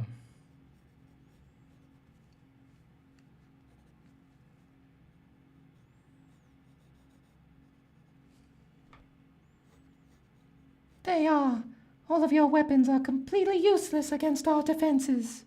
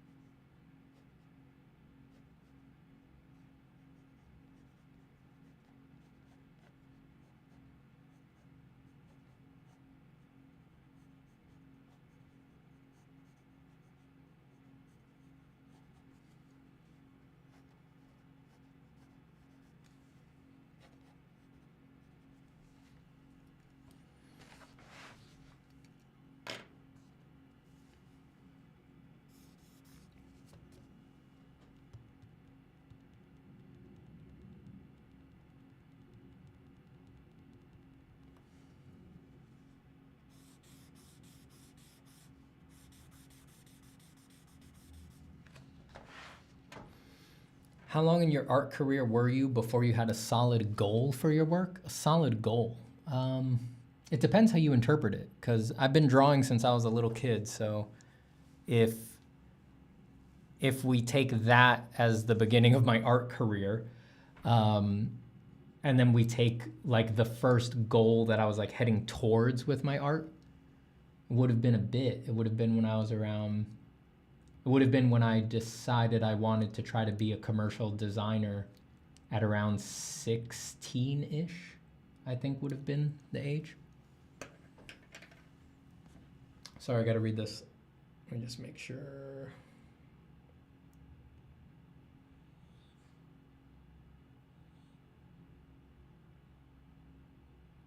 All right. All good.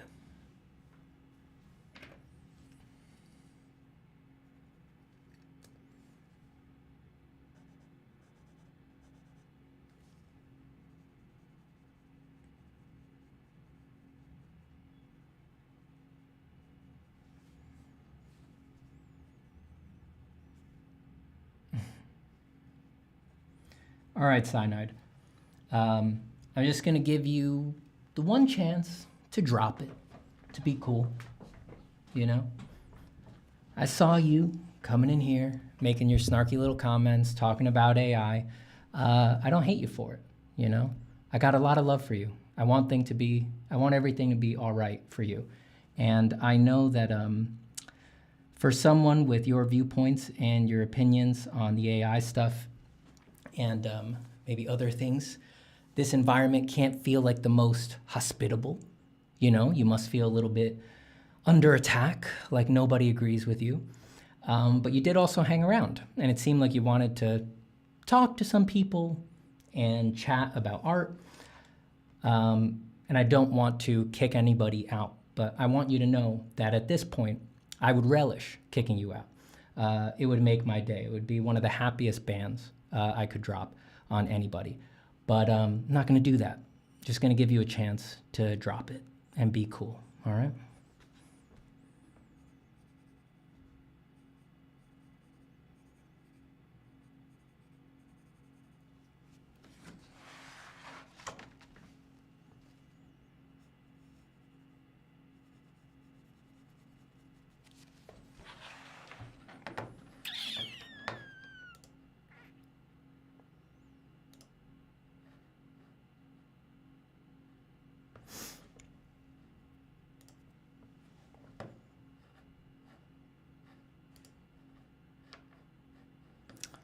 You know, he could have had a shot.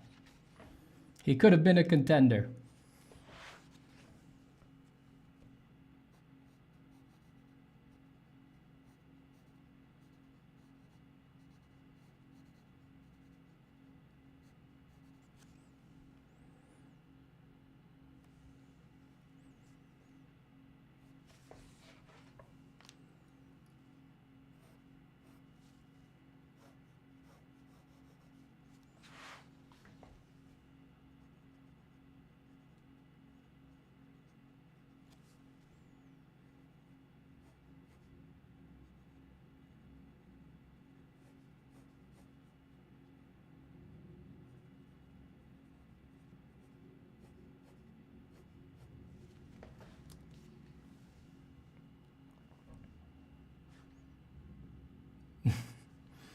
Some people just want the ban.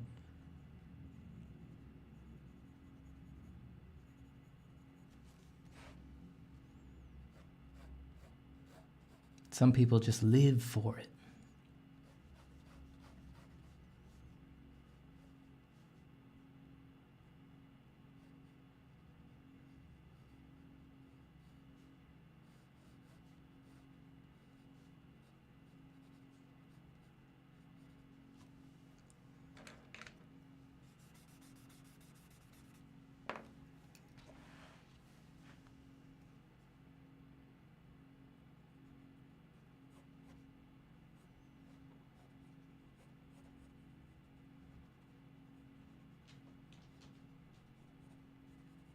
Hi, pup. How you doing? Oh my goodness. I see. Oh, I see. Oh, I see. You want your cookie. I know you do. I know you do. You're a good girl. Don't worry. Everybody knows you're a good girl. I'll be right back. I gotta give this dog her cookie or she'll kill me.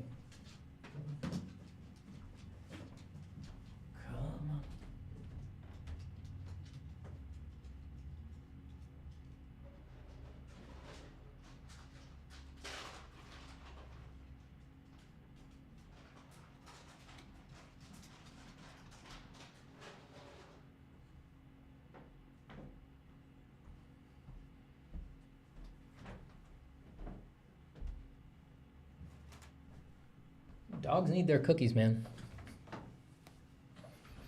Dogs need their cookies.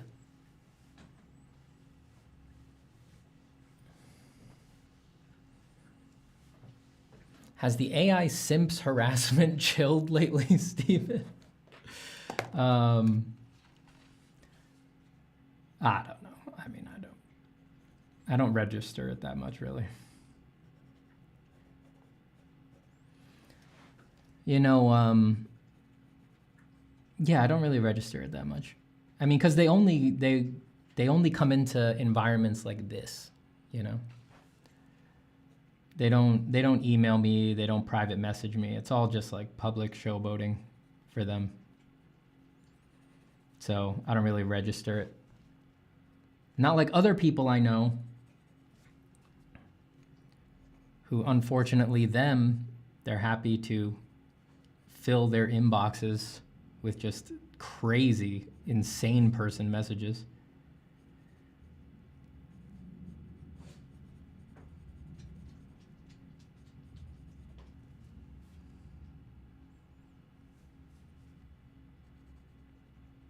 I'm mostly left alone, I think.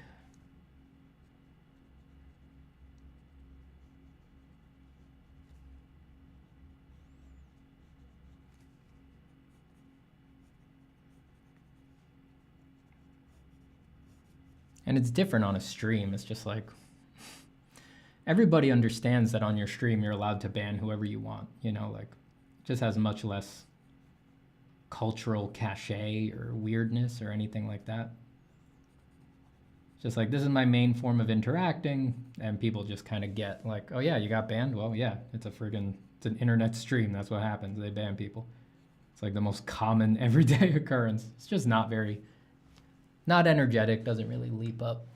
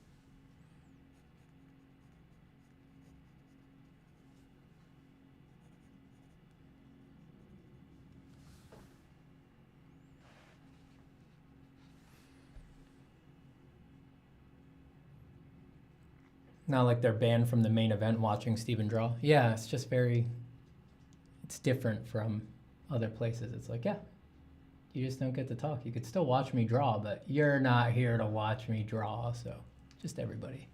I think everybody gets it.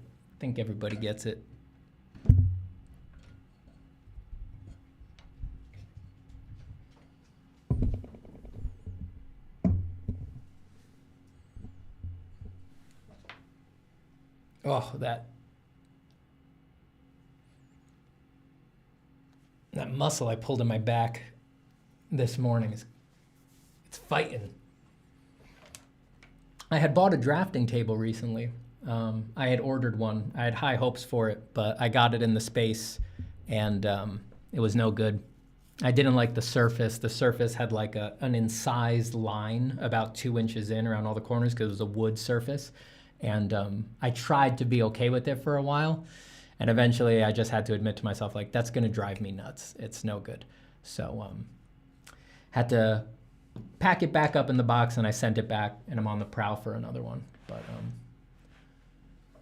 yeah, so I did buy one new drafting table, and then I sent it back.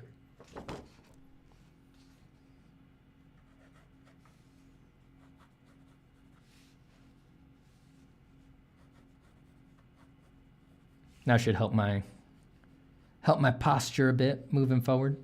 Gonna have to see about how I rearrange the stream setup. I'm gonna try to put it like, you guys can't see, but over there so that I don't really need to redo the stream setup if I wanna draw at my table or at my regular flat table or at my drafting table. I just need to take the camera off of here, put it on a tripod, put it over my shoulder, and then kind of same setup, you know?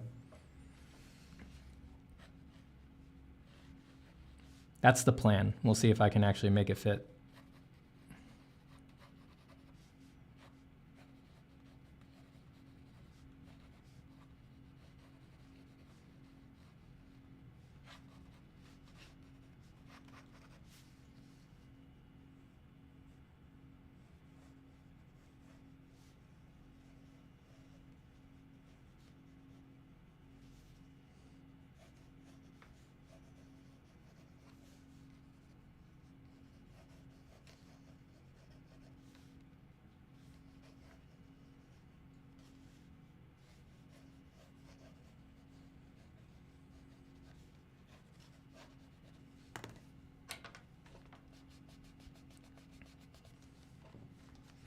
Hey Stephen, been thinking of dabbling in traditional drawing. What's good all-arounder pencil grade for fast, loose sketching? HB, 2H, 2B? I would not go with 2H. I would go with HB or 2B. I think just generally on the softer side is a good place to be for fast sketching. HB has always been my favorite, but some people, it depends on your hand. Some people don't think it's nearly dark enough. A lot of people seem to prefer 2B to HB for general work. But I feel like few people think that H's are good for fast sketching. They're just very light. Fish Flops with the incredible 10 SGD. Hope you've been enjoying the new place. Thank you so much, Fish Flops. I really appreciate it. I really do. Yeah, the place is coming along. We've been focused mostly like out in the living room and stuff like that because we've didn't really have a lot of things for that. Didn't have a couch, didn't have tables. So a lot of our time has been spent on that. We're very slow at shopping for things. Just yesterday, I went to pick up a console table for one side of the living room. I was just doing that last night, picking it up from a stranger on Craigslist. Met him over down at his storage unit. I was like, I'm here, bud. I'm ready to die. And he was like, what? You mean get the table? And I'm like, let's do it. Abduct me, bro. And he's like, no, man, I'm just trying to give you this table. And I'm like, I'm ready. I'm ready to get abducted, man. I need something to happen, you know? Sometimes things just start to feel a little boring. Life can feel a little repetitive. And when you read the news or you look into what people are doing to each other and you see what people have in their hearts, you start to wonder if there's really any hope for us. And it's just, you just need something to happen. So maybe you could just like abduct me, man, here at your storage unit. So then I gave him the money and I got the console table. It looks pretty good out there in the living room. But there's still a lot of stuff left to buy. I mean, there's really nothing in the studio. I started buying a couple things, but I still need like a big shelving unit for the studio. That one's annoying. Finding a good shelving unit that's gonna fit. I got a bunch of little criteria because like the drafting table takes up a little bit too much. The drafting table takes up a significant amount of room, and I would really only want it on this one wall, and then that limits where I can put the shelving unit. It's like there's calculations to make. Calculations.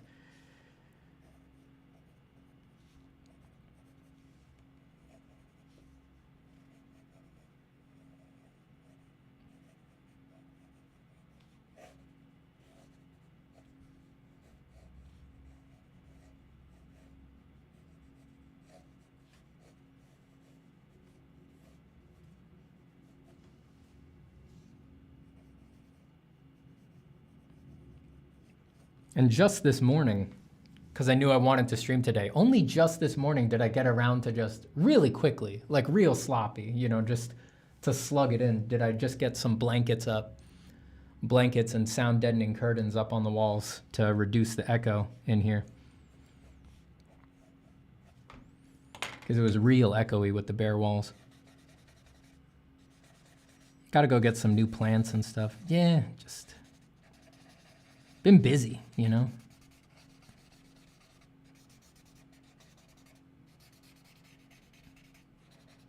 I also don't like shopping. I hate shopping, so I do it really slow. You know, when I'm out buying things, I'm like, pushing the cart all slow, like, oh, I don't want to be here. I suck at shopping.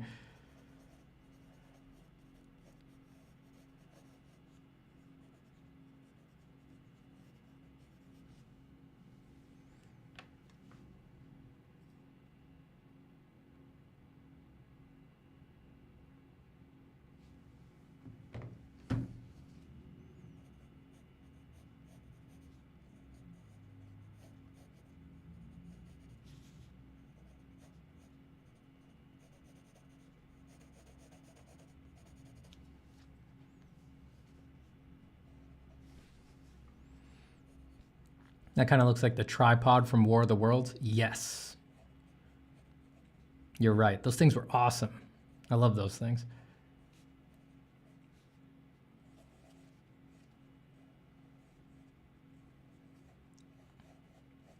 Who designed those?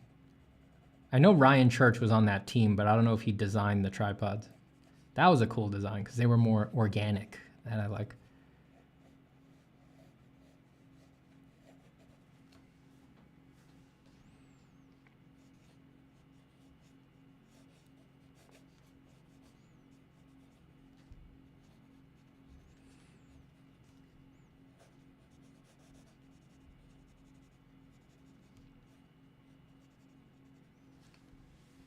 Actually, now that because I was just mentioning my blankets, I think the ones I hung up over there, they gotta come down. Too much bare wall in front of me. I gotta get it off the ceiling, I think.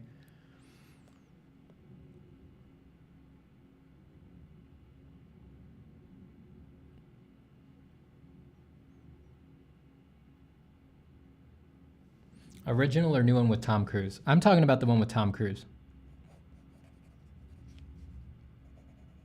I haven't seen the original. I did read the book. Actually, I thought I had read the book, and then I found out that what I had read was the like the modified children's abridged version. That's what I read of War of the Worlds.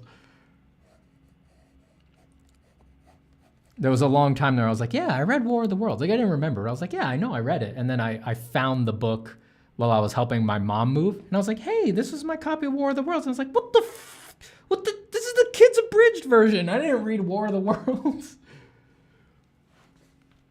Or like the young, you guys know, like the young readers abridged version. I was like, these things shouldn't even exist. Trick you into thinking you read something you didn't.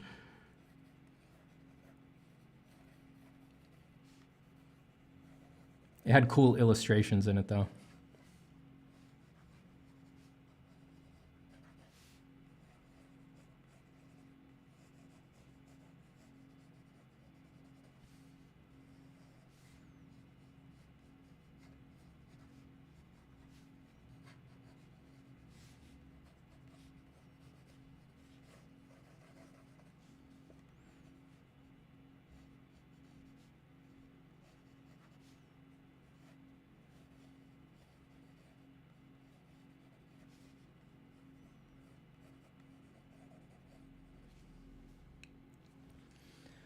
Well, you gave away the things you love, and one of them was me.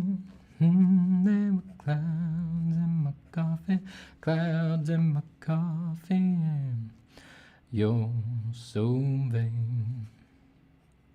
I bet you think the song is about you, you're so vain.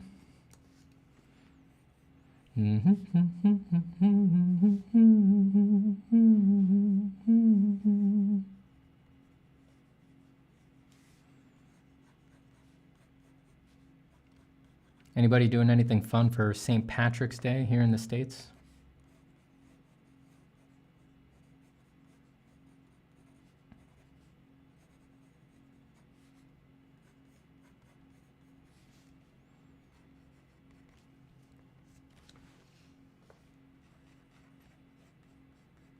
I have a bunch of people over tomorrow.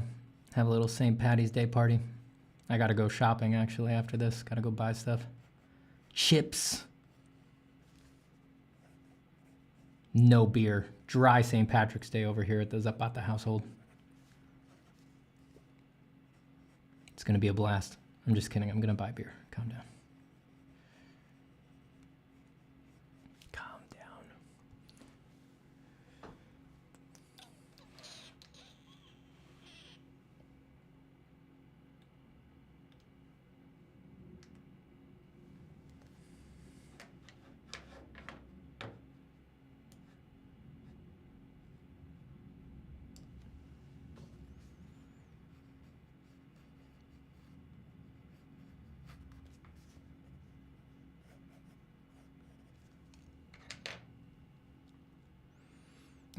Oh no, Midnight Inkwell says, I'm working, I bartend, absolutely terrified. Yo. That's scary.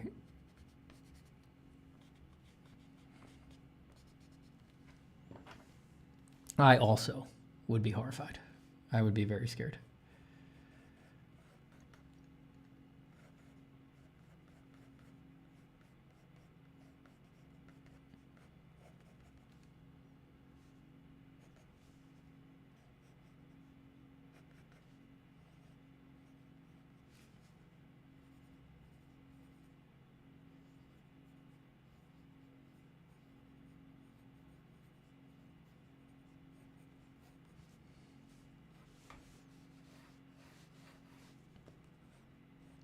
I gotta tell you, I would not like that. Shamrock Shake, baby!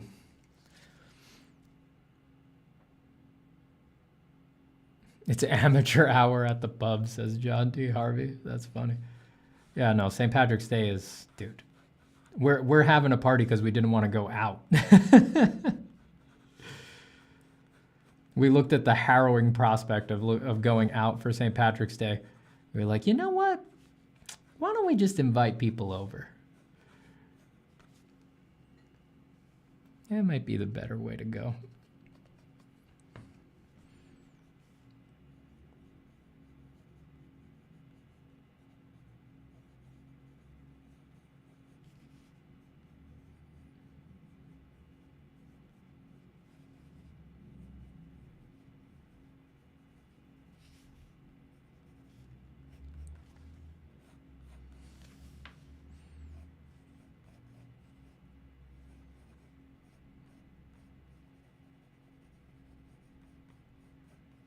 I'm definitely the type who would normally do nothing for St. Patrick's Day, but my wife is Irish, so she's like, we got to do something. I'm like, when you're right, you're right. Sometimes you got to do something. Are there any jobs, tasks in the art industry safer from AI? I mean, like sort of above the line jobs should be safer, but these are crazy times. Who really knows, you know? By above the line, I mean like being an art director or a creative director or something like that. But a lot of those jobs are not what people who would sort of be likely to be in this stream would have in mind. You know, art director is, you know, creative work and very prestigious, and you're more likely to get your name and credits and stuff like that. But if you like to draw, if you're about like making pictures, a lot of art directors don't really get to make pictures. They're too busy. They tell other people what to make. Not all, though. Depends on where you work. Some art directors, they get to make a lot of pictures, but it's hard to tell from the outside.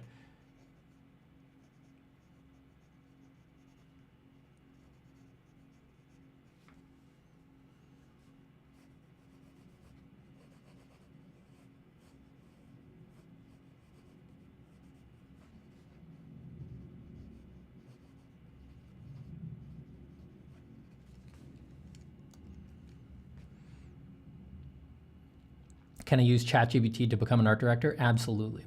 Absolutely. All the ADs I've had, ChatGPT totally would have done a better job. Hi-oh! Take that, people who kept me employed. Got 'em!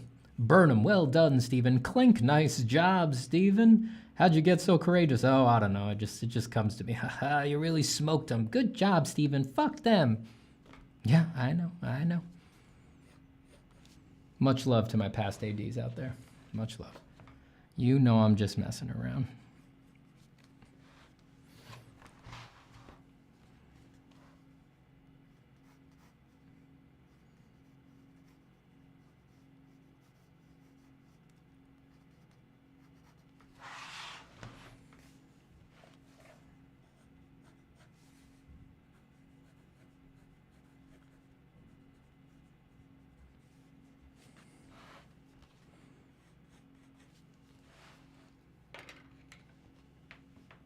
How long do you think you'll be streaming? Gonna have a lunch break? Not much longer, cause I gotta eat lunch, and then like I said, I gotta go shopping too. See, I've gotta time my shopping to align with the parking regulations on my block. I've got to make it so that when I get back from shopping, the parking regs have just freed up. I can get a spot right in front of my house.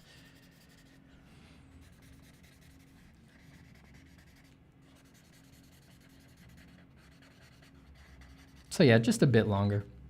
Maybe I'll just do a little bit more to this sketch and then I'll get off. Go eat some lunch and then go shop.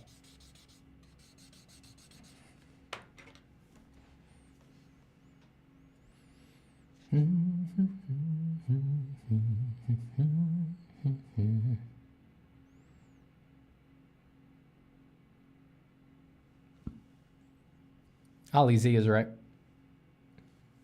Any part of the art industries that you can get into that have you touching more stuff, that'll take longer to get for AI to come breathing down its throat.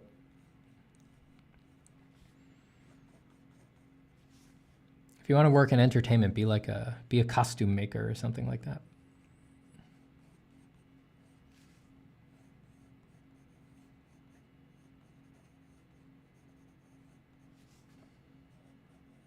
But these are all guesses. Come on, nobody really knows what's going to happen. We're just entertaining the concept here.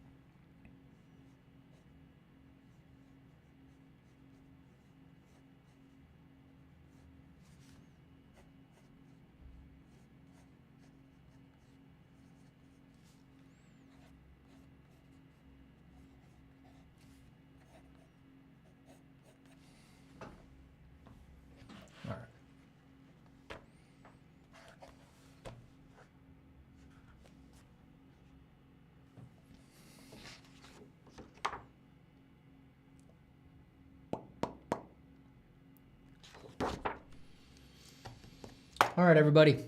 I'm going to cut and run. Go check out Glaze. If you are interested, the link is the first link in the description of this video. I will see you again very soon. I like streaming, and the setup is coming along. Everything's, you know, I got things positioned, got some sound absorption up.